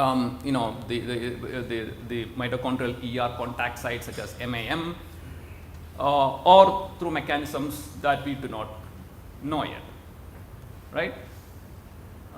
We have used certain other inducers of elongation and seen that they really don't have any impact on interferon. So we believe that even if you have, and in our setup, we clearly see there is no activation of interferon, even when elongation is happening. So quite likely, it does not involve MAM in the traditional way, which is important for IRF3 activation, but it is through other mechanisms. That is something that we are still working on. So I'll stop here and thank you all. Thank you, Krishnan, for this wonderful talk. The floor is now open for discussion.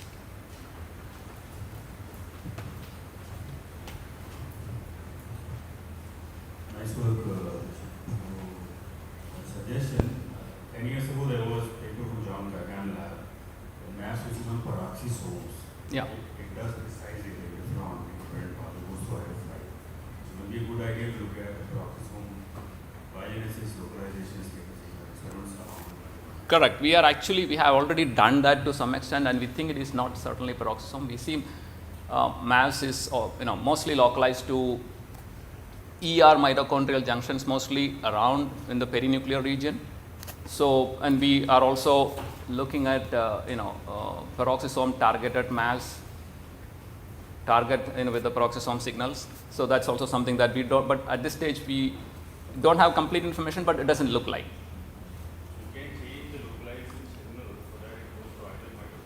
Yeah, exactly. That's what. Sure, that's exactly what we have been doing. Yeah. Have you followed the kinetics of virus replication? Because you are seeing the nucleocapsid coming up by 24 hours. In which one? Under both conditions, right? You mean MAS overexpressing cells? Yes. We have probably not followed kinetics thoroughly until the last time point. Because where are you expecting revolution? So from your data, it appears that the replication takes off, but is not very productive. We don't know yet, because I already told you that this window of 24 hours. Once interferon starts kicking in, then everything is kind of muddy. We can't then separate them, right? So whatever we do at this. Replication certainly starts, but Yes. there appears to be a break. Right. So it's probably that window once where, I don't know, if viral translation is getting blocked, that we thought of. We haven't looked at viral translation at all. Not certainly with MAS, but then viral translation doesn't really stop. What we know is SARS-CoV-2 viral translation keeps going. What is your expectation of what exactly could be happening? We believe that it has certainly something to do with bioenergetics, and we do have some preliminary data on it, but then we don't know whether they are connected, the mitochondrial dynamics is connected to the bioenergetics. SARS-CoV-2 requires a lot of glycolysis, and when you inhibit glycolysis, that also results in elongated mitochondria. So we really don't know which, so that's exactly what we want to find out, yeah.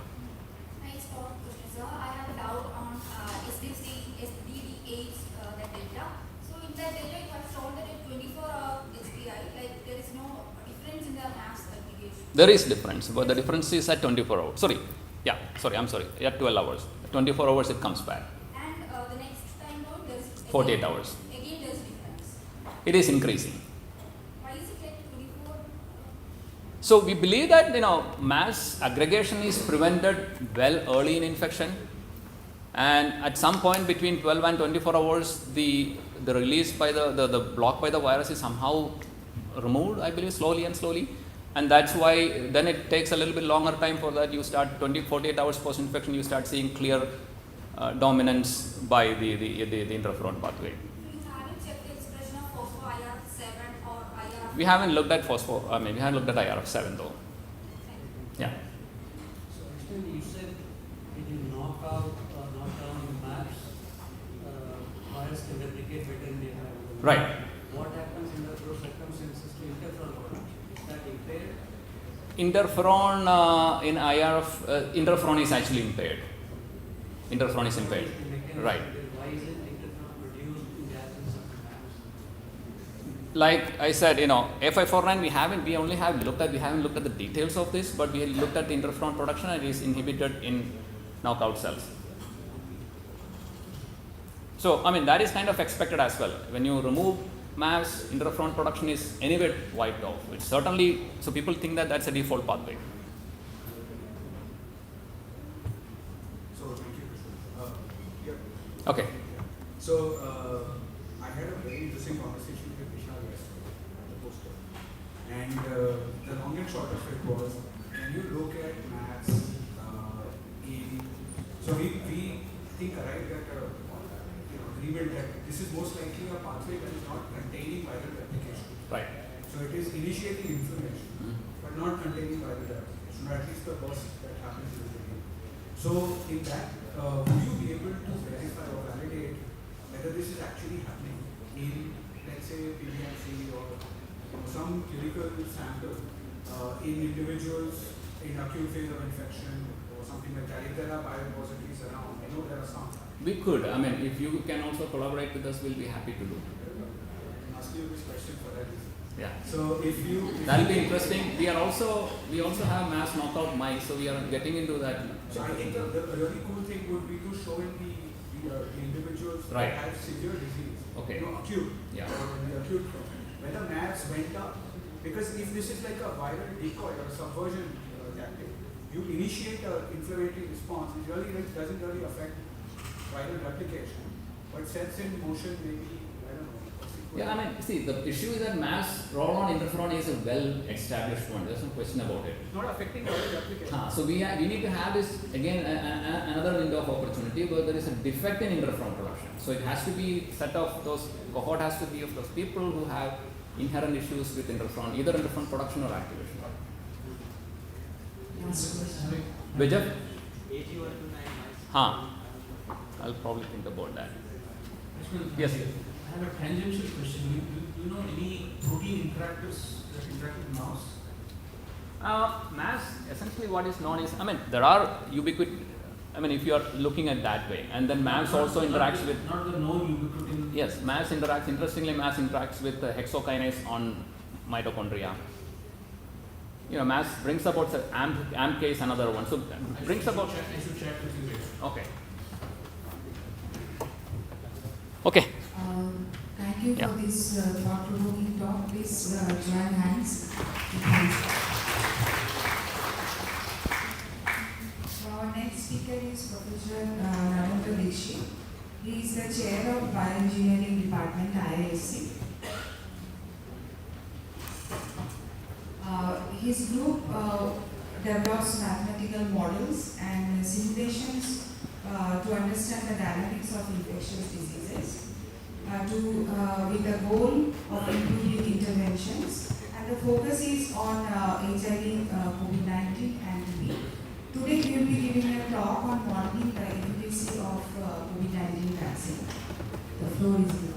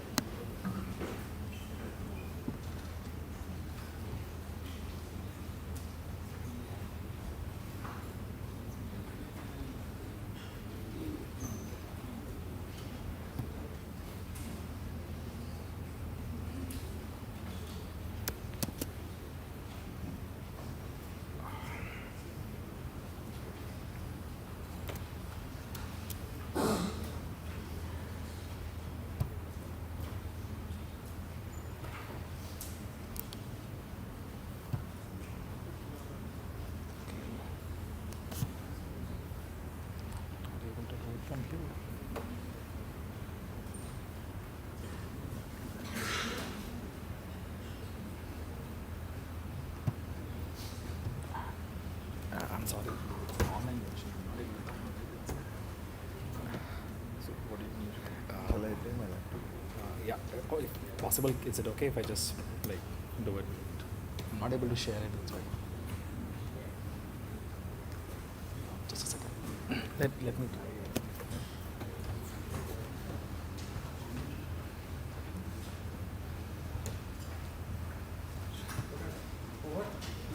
So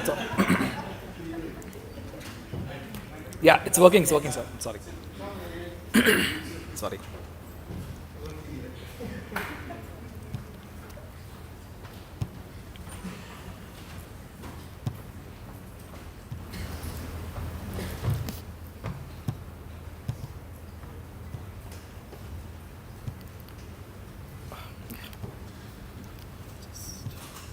It'll only be visible over there. Just a second. Yeah, you can try now. Yeah. Thank you. Morning, everybody.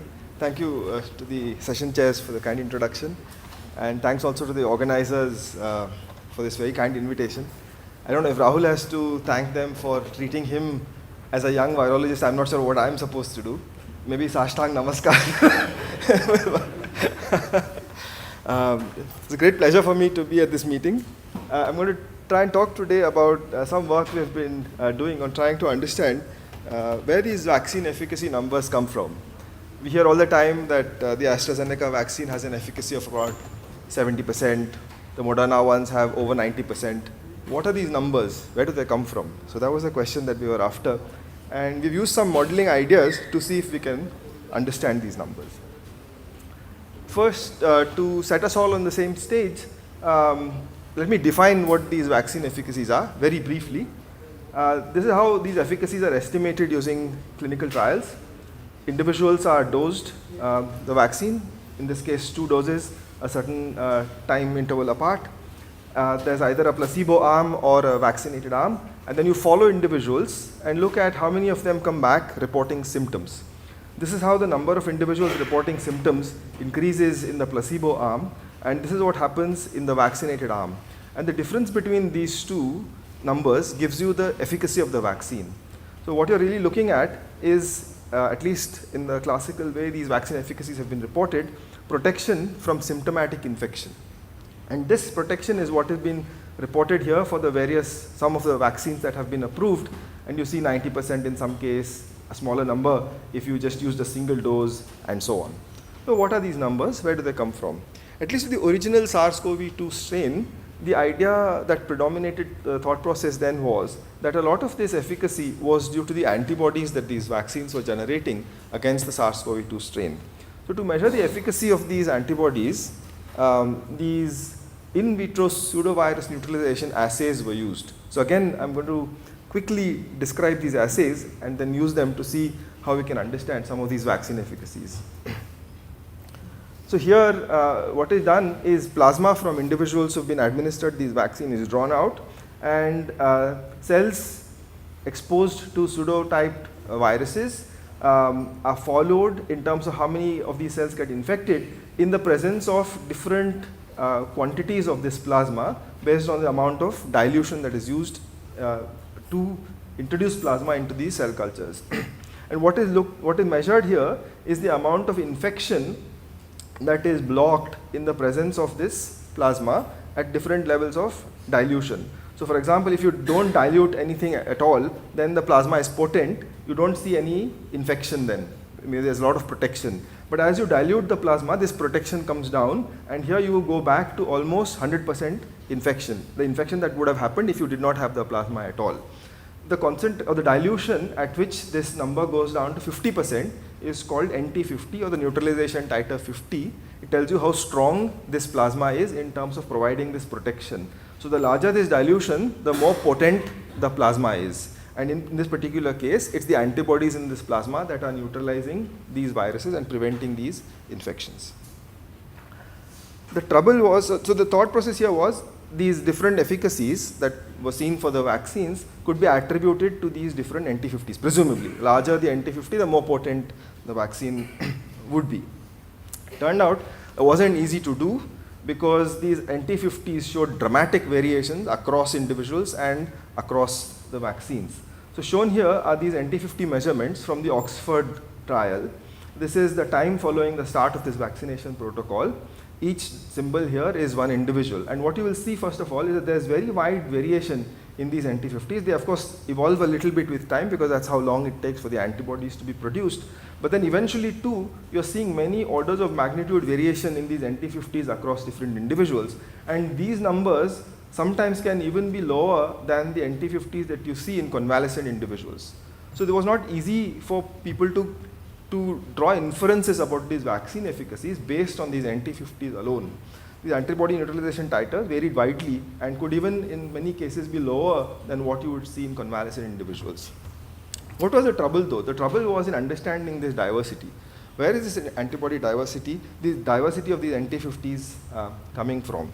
It turns out, of course, that there's an understanding, and this audience needs no introduction to this notion, but that different individuals will mount a very different set of antibody responses. And this diversity has been documented in many cases, been studied for a long time. In fact, today apparently there are companies that can sequence your genomes and tell you what sort of B cells and T cells you might produce, what your immune repertoire will be, and so on.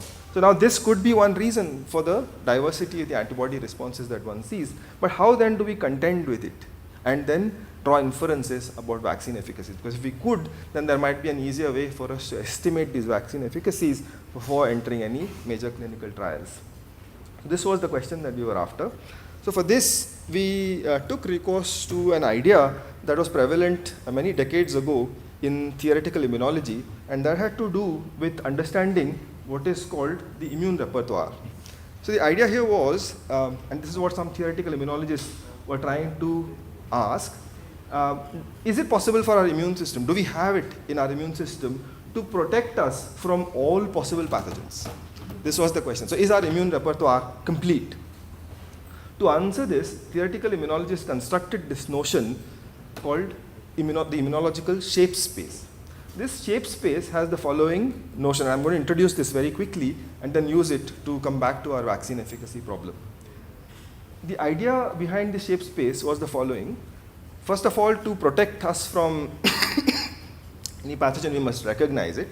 And this recognition happens through motifs, through epitopes and other such constructs. So when one looks at a pathogen, this pathogen is going to have a certain set of epitopes, and those epitopes have finite ranges of characteristics, values of that define their characteristics or traits. What could these antigen characteristics be? Could be shape, sizes, charge, rigidity, binding affinity, and so on. So in this particular case, you're seeing two different antibodies bound to epitopes on this particular antigen. The finiteness of these quantities tells you that there is a certain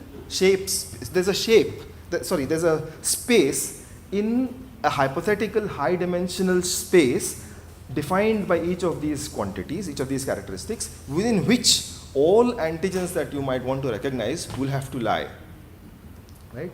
And that gave you this antigenic shape space. So they notionally drew this antigenic shape space. This is now a projected version on 2D, where each of these axes would correspond to each of these antigenic characteristics. So this is really a high dimensional space, and the idea was that this space was bounded. So now if our immune repertoire had to be complete, we would have to mount responses that would cover this antigenic landscape, this shape space completely. If that happened, then we'd have a complete repertoire. Now how does that, is that even possible? So the idea then that was thought about was that you of course recognize this through either antibodies or T cells and so on. And these antibodies and T cells would have, again, characteristics associated with this. And in particular, in this particular case, you could think about them as having complementary characteristics, which means that a particular antibody, so in this particular case, if I draw antibodies in these locations, each antibody would be able to recognize certain sets of antigens given a range of sizes, charge, rigidity, and binding affinity, and so on. And therefore, there'd be what one would call an antibody recognition region, or a recognition ball, as they called it in those papers. Now, if you had these antibody recognition regions fully occupy this space, right? Then you had a complete repertoire. And based on various scaling and other arguments, it turned out that these theoreticians concluded at that time that we indeed did have a complete repertoire. And that's probably why many of us don't die of random infections all the time. But anyway, this notion was quite interesting, that you had this recognition region, and in that recognition region, you could then have a particular antibody protect you from some pathogen. So our thought was, this notion could come in handy to us in terms of understanding vaccine efficacies if we flipped the idea on its head. How? What are we interested in? We are interested in recognizing a particular antigen, and in this particular case, it's the spike protein of the SARS-CoV-2 virus. Now, this spike protein occupies a particular place in this shape space, and all the antibodies that can recognize it, which were responsible for the neutralization that you saw after vaccination and so on, would have to recognize this particular case. So you would have, therefore, a series of antibodies that might be produced post-vaccination or post-infection that would then be able to target this spike protein and therefore effect neutralization. So if we are now able to construct this region of this antibody shape space, then we might begin to comprehend how these antibodies bring about this neutralization and therefore lead to the efficacies of the vaccines that were seen in the clinical trials.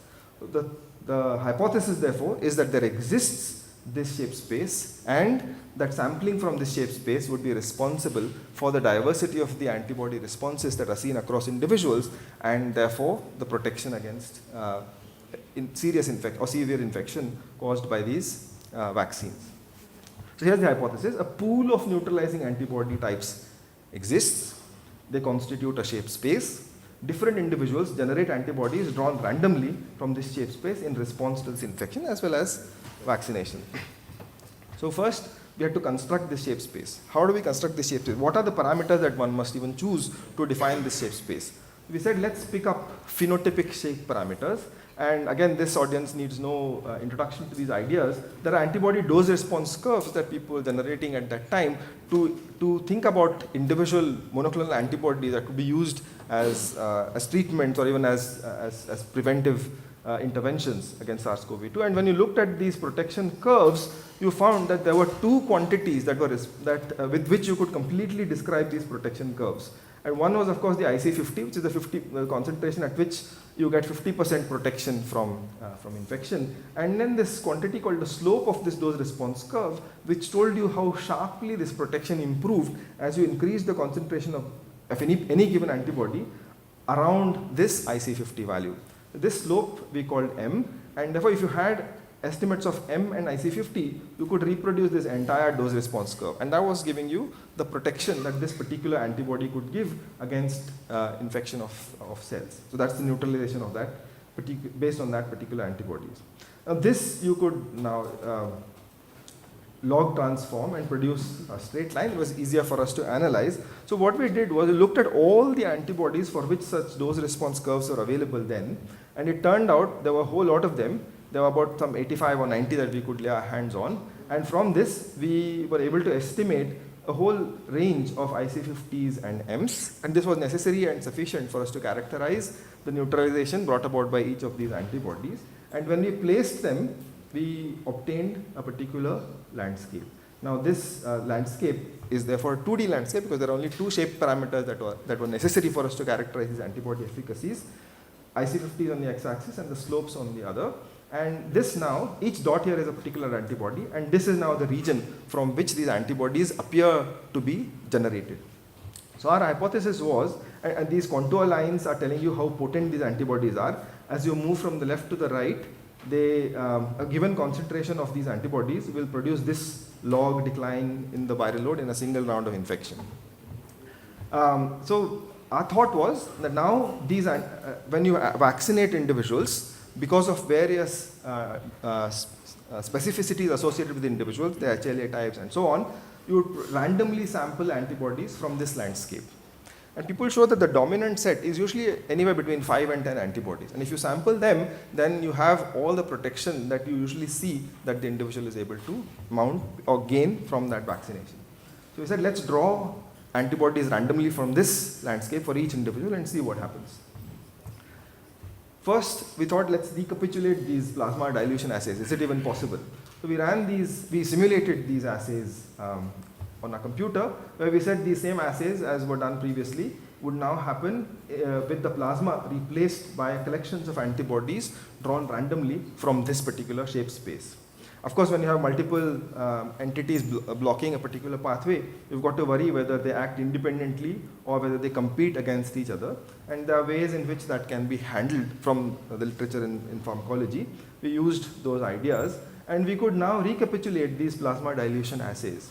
This is telling us our comparisons with data from individual patients. So from this study, we drew out individual patient NT50s based on the concentration of the neutralizing antibodies that they were able to sample from their plasma.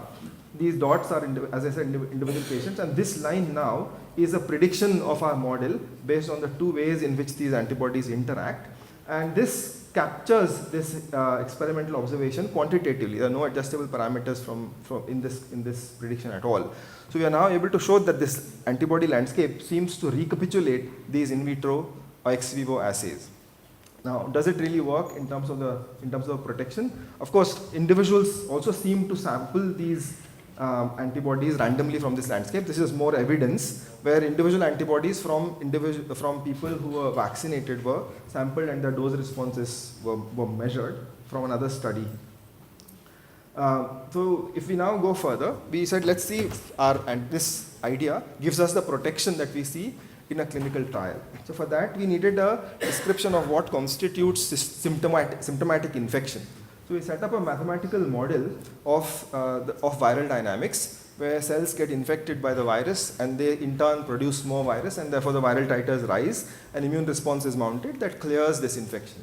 So this is sort of encoded in this cartoon, and there are a set of equations that one can write to describe this dynamics. And in our particular case, when you're vaccinated, you already have a certain set of protective antibodies that will control this infection, and this set of antibodies is drawn now randomly from that landscape. So that's the notion. We tested first whether this model was good. In unvaccinated individuals, a model could describe these infection titers or infection dynamics quantitatively. This is a fit now to 60 individuals from 3 different studies. From this, we also learned what the diversity was of certain parameters that were characterizing this infection dynamics in the absence of all of these vaccines. So now we said let's look at this and see what happens in the presence of vaccination. So in the presence of vaccination, a couple of things. As the antibody titers rise, the neutralization efficacies rise, and so you see here that at low neutralization efficacies, the peaks of the viral loads are large. As the efficacies increase, these peaks drop, and beyond a particular point, you see that the peak of the viral levels are so low that you probably don't see very many symptoms. The quantitative link between the peaks in the viral levels and the strength of the symptoms that you would see don't exist. So we had to look at levels that would be below detection limits, and in that case, of course, the symptoms would have to come from independent causes. So then we said, now let's simulate the clinical trial. Because we know all the variability in the individuals in terms of the parameters defining the infection as well as the antibody responses that they would generate. So based on random sampling from all of these variations, we generated a virtual patient population of about 3,500 individuals. This is roughly the size that is used in these clinical trials, and said let's look at the peak viral load, which would be an indicator of the strength of the symptoms, as a function of the antibody titers that one might see. And as you will see, when the antibody titers are low, a lot of the individuals have high peak viral levels and they all seem to display symptoms. As you increase the antibody titers, these peak viral levels drop, and at some point some of these individuals drop below these detection thresholds, which would imply that they would not see significant symptoms. And as these numbers increase, more and more of these individuals show weaker and weaker symptoms and probably become asymptomatic.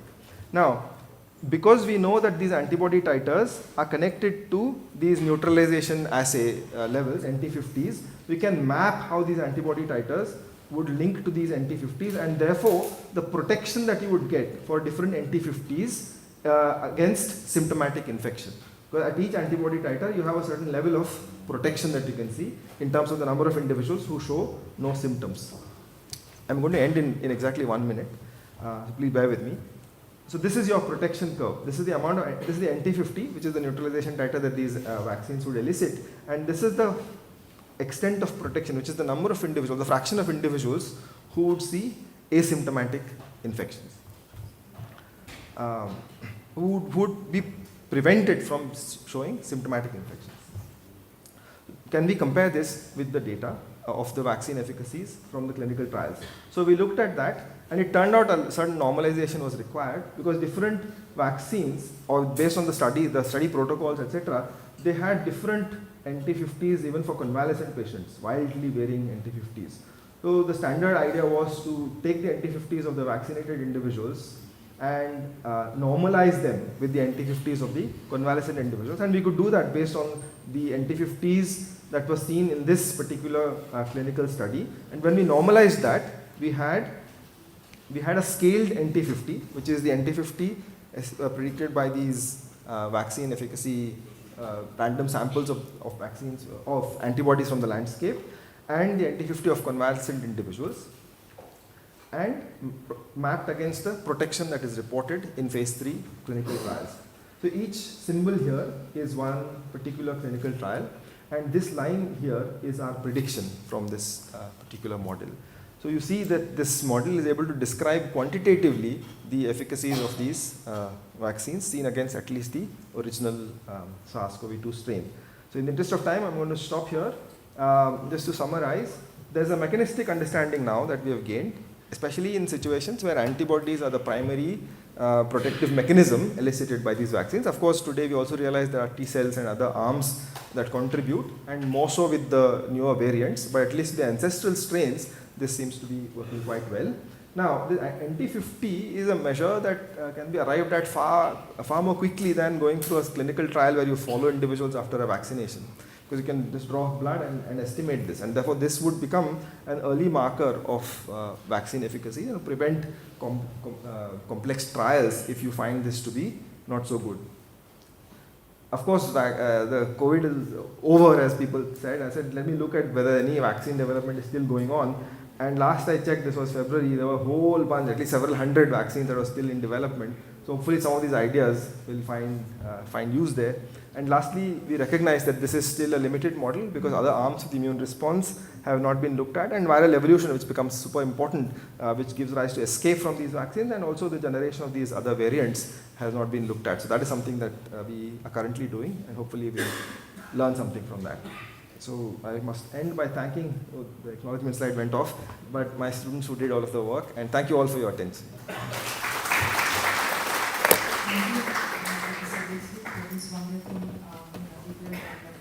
Talk with Thank you. modeling. So, due to interest, whatever time we can only take 1 or 2 maximum questions. Thank you. Fascinating.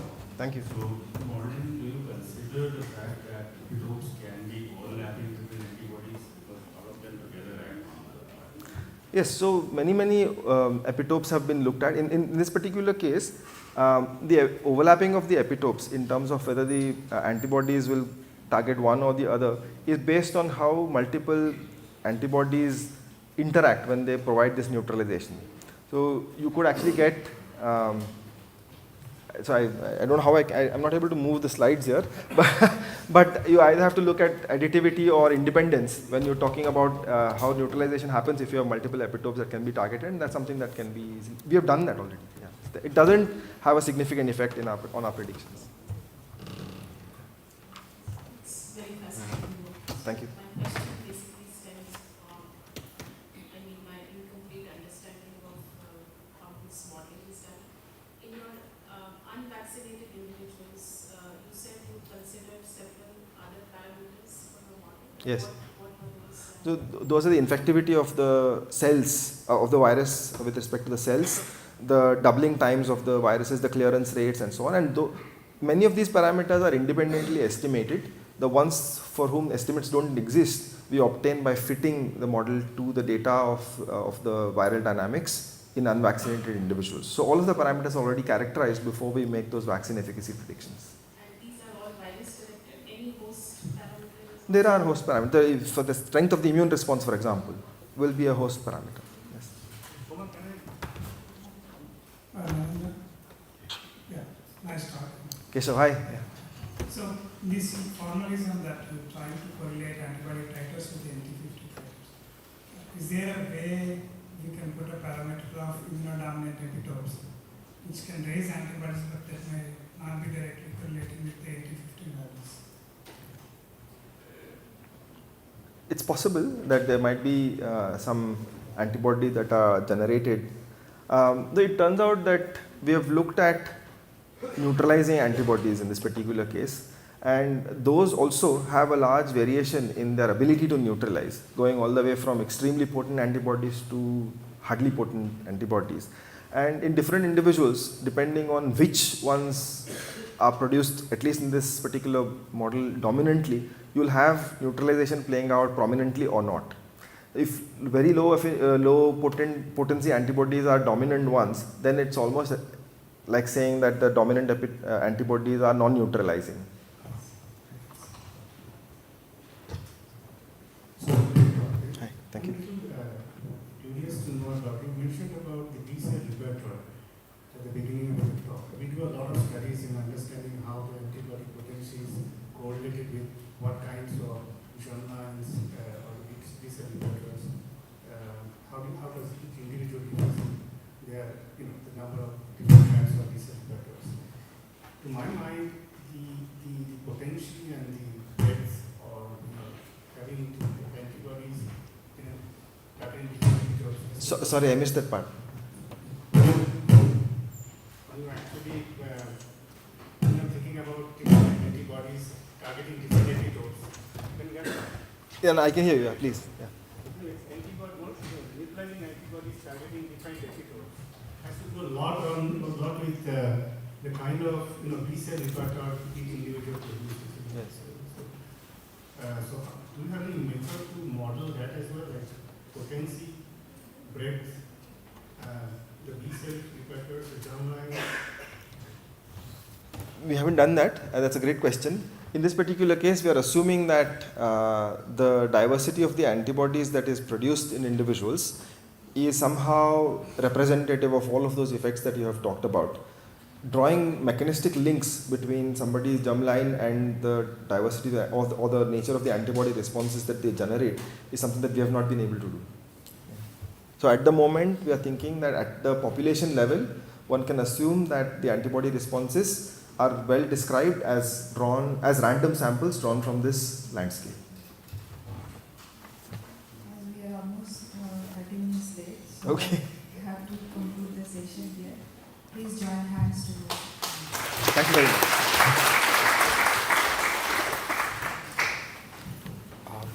It was a great session. I would like to thank the chairs for the session as well as the speakers. Now we'll move on for a short coffee break. We'll meet after 20 minutes.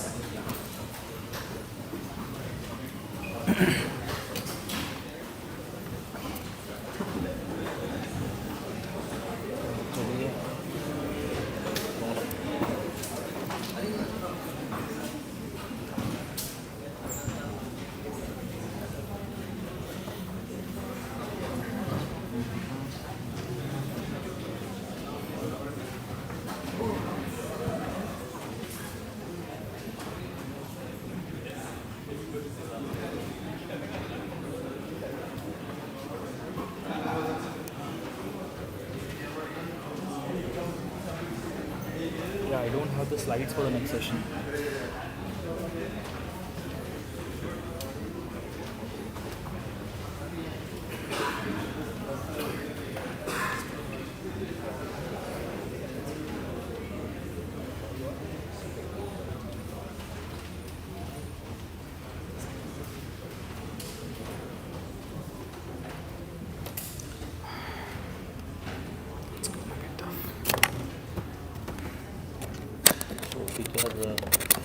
Some unpublished data.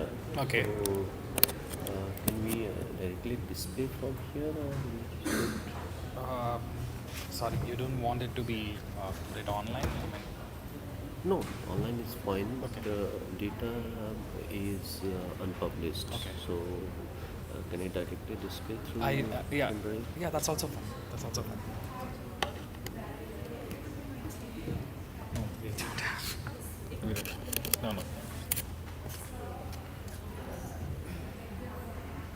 This one, right? Yeah, presentation. Okay. This one. Okay. I'll leave it here. Yeah. Can you Let me check because there was some compatibility issue. I transferred it from Mac to Windows. There was some challenges, but I guess it's fine. Yeah, it's fine.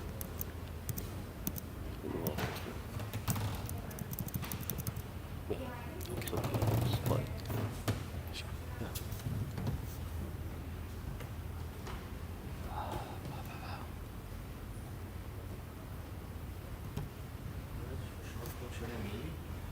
If you have it in a presentation in a pen drive, that will be good. No, I'll give it to you after this. That's not an issue. There is lunch. Well, yeah, that time we can collect it. Only person planting is. Panel now. Huh? There is like panel discussion. We need to keep 5 chairs and 2 tables. Chairs कहाँ से लाएं? Chairs कैसे credential में है? नहीं है ना, बहुत था इसके पहले था ये भी नहीं है यहाँ पे इंतजाम है तो वहाँ पे जैसे रखा है वैसे चॉइस है यहाँ पे Yeah. Otherwise, if they are not, No. tell in the group we will. That we can get. They will each tool you want or you want another? So there is lunch after the second session and panel discussion. But in lunch you time. 3 to 5. You have dropped. 3 to 5 but 6 years.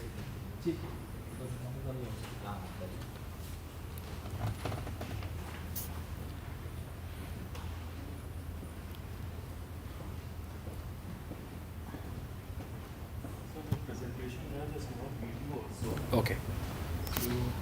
Will work here, right? You are Ajay, right? Yeah. I'm so sorry. Have you sent it online or like? Sorry? Have you sent it online? Yes. Okay, let me check. Okay, send it to Shashank. Okay, I haven't received it yet. Just a second. You can check with him because I forwarded him. Okay, let me check. To the molecular virology, or you specifically send it to him? No, to Shashank. Actually, Okay. I'm not having network connectivity here. Okay, then I have to ask No one him. managed to send it. Just a second.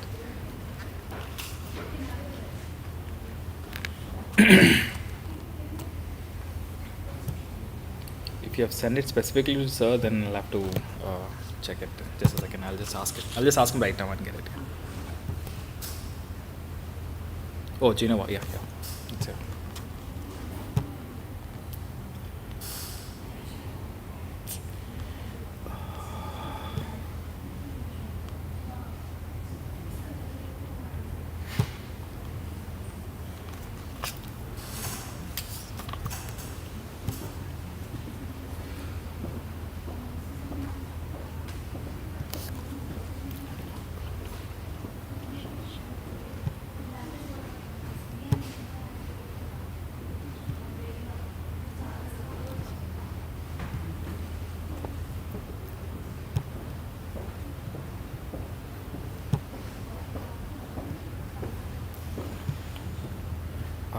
I could not download it. Sorry? I could not download it. Let me try it out here. I'm opening the file. So when I'm trying to let me see if it is put here.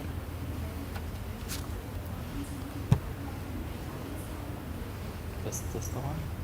Yeah.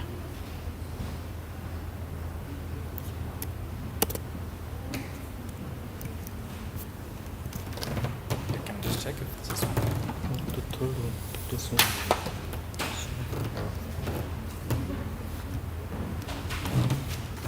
Yeah, it's working. How to stop? Just a second. This should stop here. And if you have Oh, it, it's fine. yeah. It's working. Okay.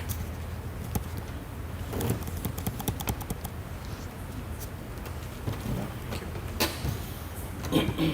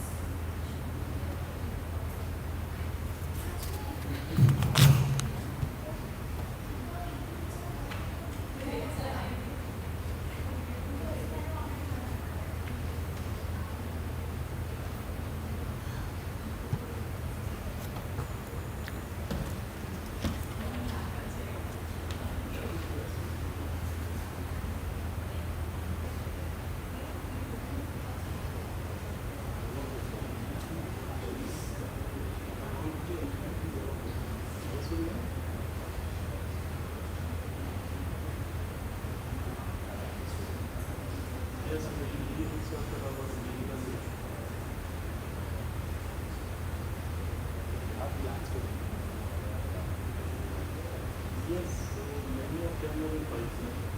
Almost 5-6 vaccines are in Pfizer. Most of them have been established by PUC also. Because this platform is optimized very well for the, anything that is required for a product development, we very well taken care of all these platforms. So not just to change the gene sequence with some other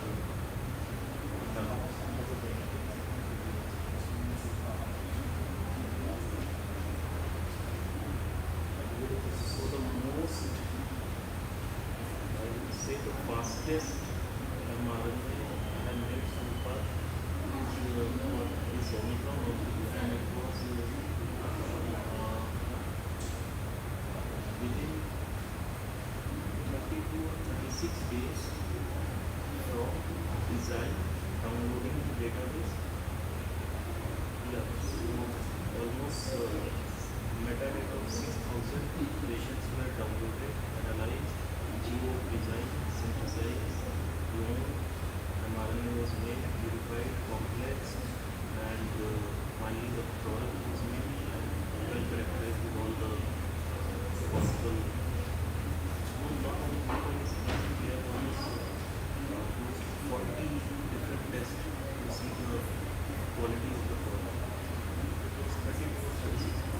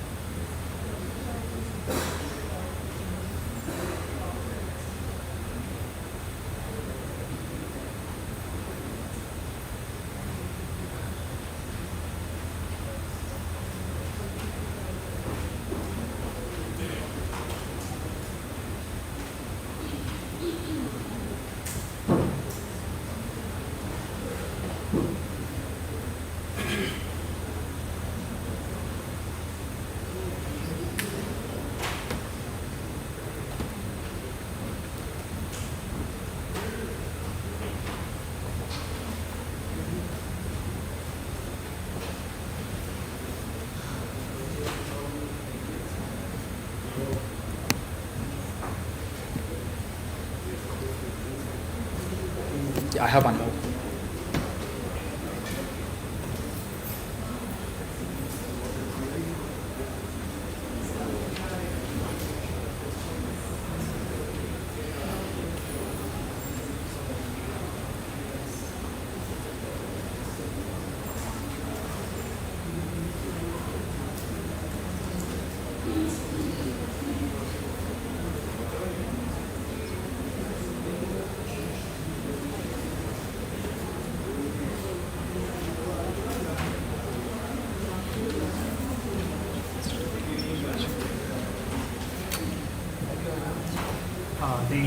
I'll just go and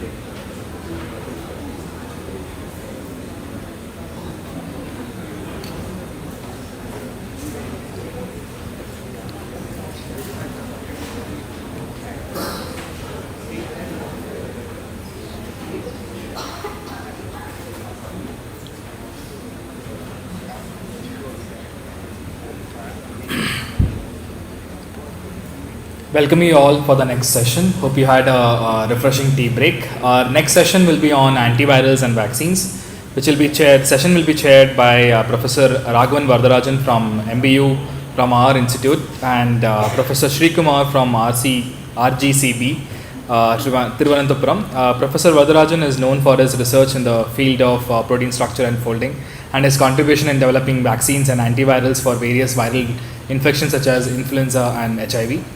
Professor Srikumar focuses on targeting host factors to generate broad spectrum antivirals and disease pathogenesis modifiers. He looks at identifying interferon stimulated genes and their modulators as antivirals against chikungunya, as well as eliciting key molecules involved in vascular endothelial leakage as disease modifiers in severe dengue. I would like to invite both the chairs to head the session.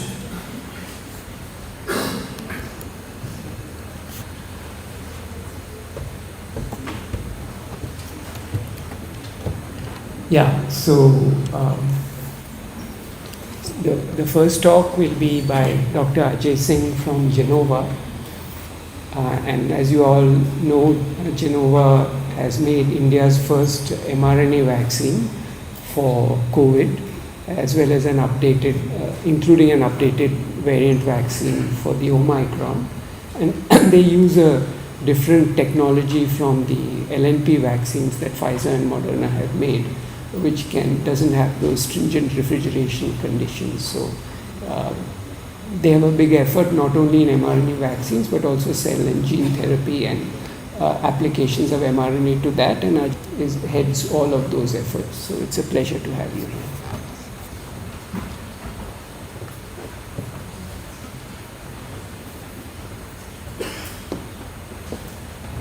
Thank you very much, sir, for this wonderful introduction. And first of all, good morning to all the audience. I would like to first of all appreciate the efforts of organizing committee for inviting the industry, because I'm in Bangalore since last 3 days. I'm listening all the talks, and all the speakers are coming from the academia background, and this is the only presentation from the industry. So as the title itself suggests, or the slide itself is suggesting, it is self-explanatory slide. It has everything what I am going to talk about. So I will be talking about the journey. I am saying India's first because it's a product. Product means we have made the product, we have delivered the product into the market. During the COVID era, vaccine from mRNA platform was the first to receive the EUA, that too within 11 months. And we are not, we are also doing quite good. So we have received the emergency use authorization for 2 vaccines within a span of 3 years. And again, it is supporting the Atmanirbhar Bharat mission. It means that the entire development from scratch, related to platform, related to process, related to anything, has been done by Genova itself, and entire IP belongs to Genova. So before going into the details, first of all, I'll like to talk about the speaker statistics. I don't have many friends in Bangalore. This is my second visit. First time when I came couple of years back, I was into the another corner of the city, and I enjoyed the road traffic very well. And since last 3 days, I am enjoying the scientific traffic very well in the IC. So I went through so basically I read this manual couple of times, or the book. So what I perceived that approximately 25 academia or 25 institutions are have been represented into this conference, including 45 speakers. 45 speaker means speakers include speakers as well as the chairperson. Sorry, sir. All the gentlemen who are sitting into first, second, and third row. So I have included everyone here. So yeah. So if you see the further statistics, so speaker with proof of concept were 96% so far, and institution with proof of concept were 98%. I have kept Genova very far here. Yeah, somewhere here.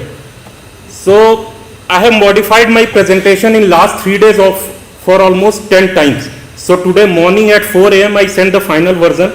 Initially I thought to talk about the proof of concept, then I thought to talk about the process or mRNA design, because we have vast set of data.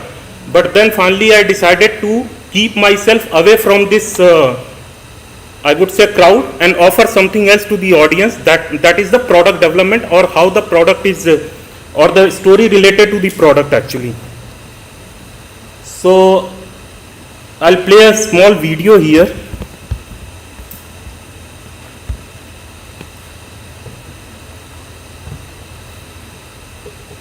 This will tell you the purpose why I am here.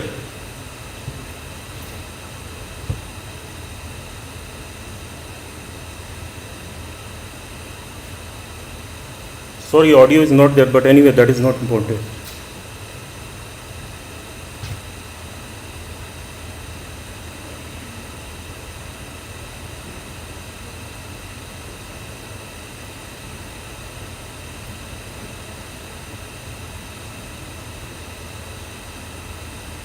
So this video has lot of messages actually, but I'll be focusing on just couple of the things.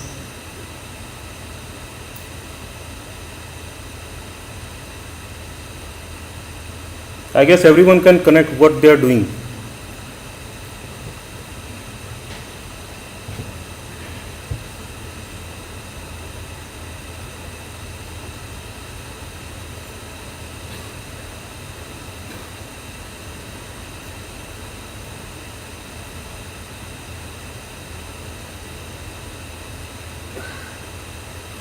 So this entire process took almost 1.3 minutes.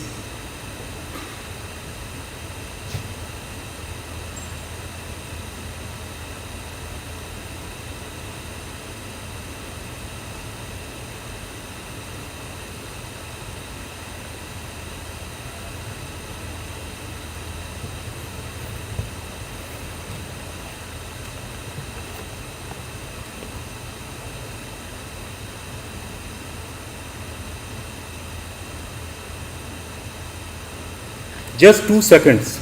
1.3 minute versus 2 seconds. Now, what is the take-home message from this video? Actually, there are a lot of take-home messages, but respecting the time, I would say focus. Second is the coordination, and third is the technology, latest adaptation of latest technology. So at Genova, we have everything right now, and this is the main agenda why I came to join this conference, because we are very much open for collaboration. We are very much open for a focus delivery of any vaccine, you would say, or anything, whatever, a product actually. Yes, so now I'll talk about the mRNA platform at Genova. So we started our work on mRNA in 2017. And from day one itself, we were very focused that we will be working only on the self-amplifying mRNA. The people who are working on in the mRNA field, they probably know what is self-amplifying mRNA. And from 2017, we developed the know-how, and initially our focus was to develop the neoantigen-based cancer vaccine using the mRNA platform. Suddenly in late 2019, COVID-19 came. We shifted entire focus from cancer to the vaccine side, because we understood very well that the technology has a lot of potential. So we established the proof of concept, we focus on the design and thermostable, that is again very important. All the mRNA vaccines which have been approved so far in the wealthier nation, they require sub-zero storage temperature. So that technology is not at all favorable for democratization.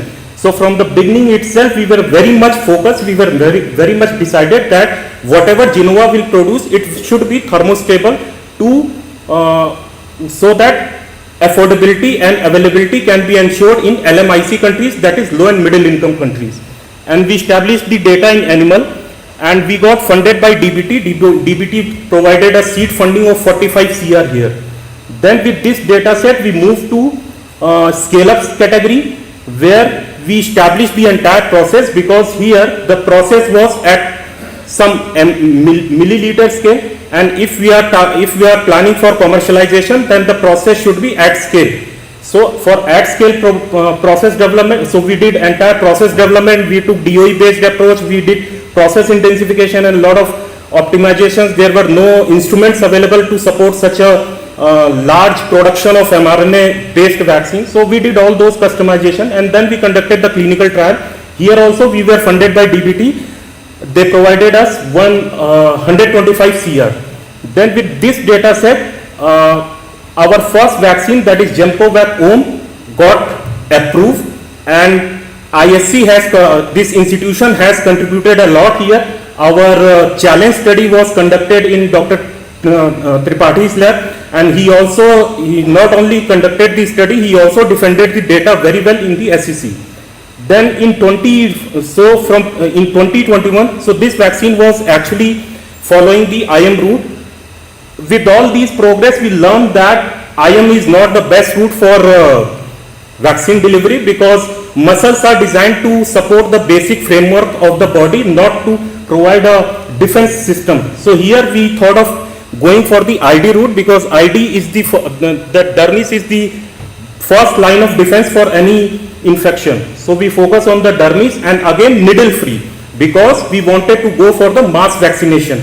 And needle free, of course, there are a lot of fear that with the needle pain and all. So with this mindset, we started working on developing the Omicron specific booster vaccine. Then in 2022, we designed the vaccine, we conducted the clinical trial, and our vaccine got approved just couple of months back, that is Gemcovac OM, which is heterologous vaccine targeting the Omicron variant. And very recently, we were also funded by CEPI. They provided us approximately $3.5 million. And now we are focusing on other indications, and also the mRNA design, lipid library, and process intensification. So this is the overall journey of mRNA platform at Genova. Now I will be talking about the Genova most recent success, again using the cutting edge technology. So Gemcovac 19, which was the first vaccine using the spike protein as an antigen, using the D614G mutant form of the virus. So So it's the first indigenously developed mRNA vaccine in India to receive the EUA. It's first EUA granted thermostable lyophilized vaccine in the globe. So we have created a history here. Again, it's a first EUA granted self-replicating mRNA vaccine in the globe. Again, another history here. And it's third EUA granted mRNA vaccine in the globe. We have got 2 patents from this vaccine. Next is Gemcovac Om. So this Gemcovac Om is first indigenously developed mRNA vaccine in India to receive the EUA as heterologous Omicron specific booster, and its first EUA granted needle-free intradermal injectable mRNA vaccine as a heterologous booster. Again history. And here we have filed 1 patent and 4 manuscripts are submitted. 1 for platform, 1 for design, 1 for animal data and 1 for clinical data. It's in Nature Medicine and Lancet. Yeah, it's under review actually. Yeah, so this is again very important slide. It's certificate of analysis of drug substance and drug product. So releasing a product into the market, it's you need to take care of lot of parameters. So this side table is showing all the parameters that we evaluate for releasing the drug substance, that is the mRNA. So approximately 13 tests, not only just agarose gel or not only just UV based quantitation. Now these are the approximately 25 tests that we are conducting at drug product level. Drug product means mRNA complex with the carrier molecule. So these are the 25 tests, and the most recent additions are potency, capping efficiency, dsRNA quantitation. Nowhere even Moderna, Pfizer are doing these kind of things. So and one more very important thing, these tests are qualified validated method as per the GMP compliance. These are not just you do one time you get certain kind of data. So these are properly qualified and validated methods, and couple of them we have transferred to USP as well.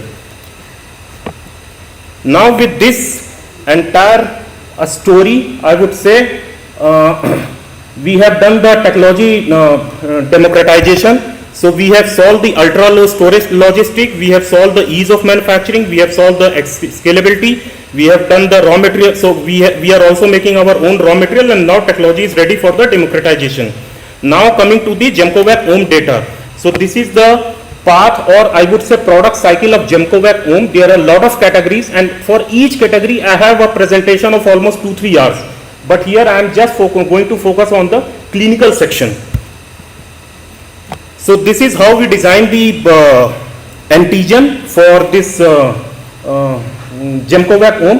So we downloaded the approximately 6,000 metadata of approximately 6,000 patients from the GSEC. We design our own. Here is the clinical trial design.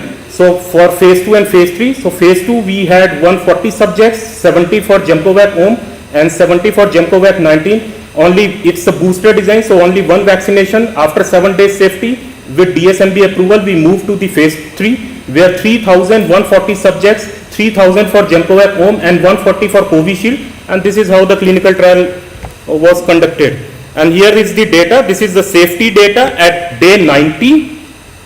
Green bars are for the Covishield and pink are for the Gemcovac Om.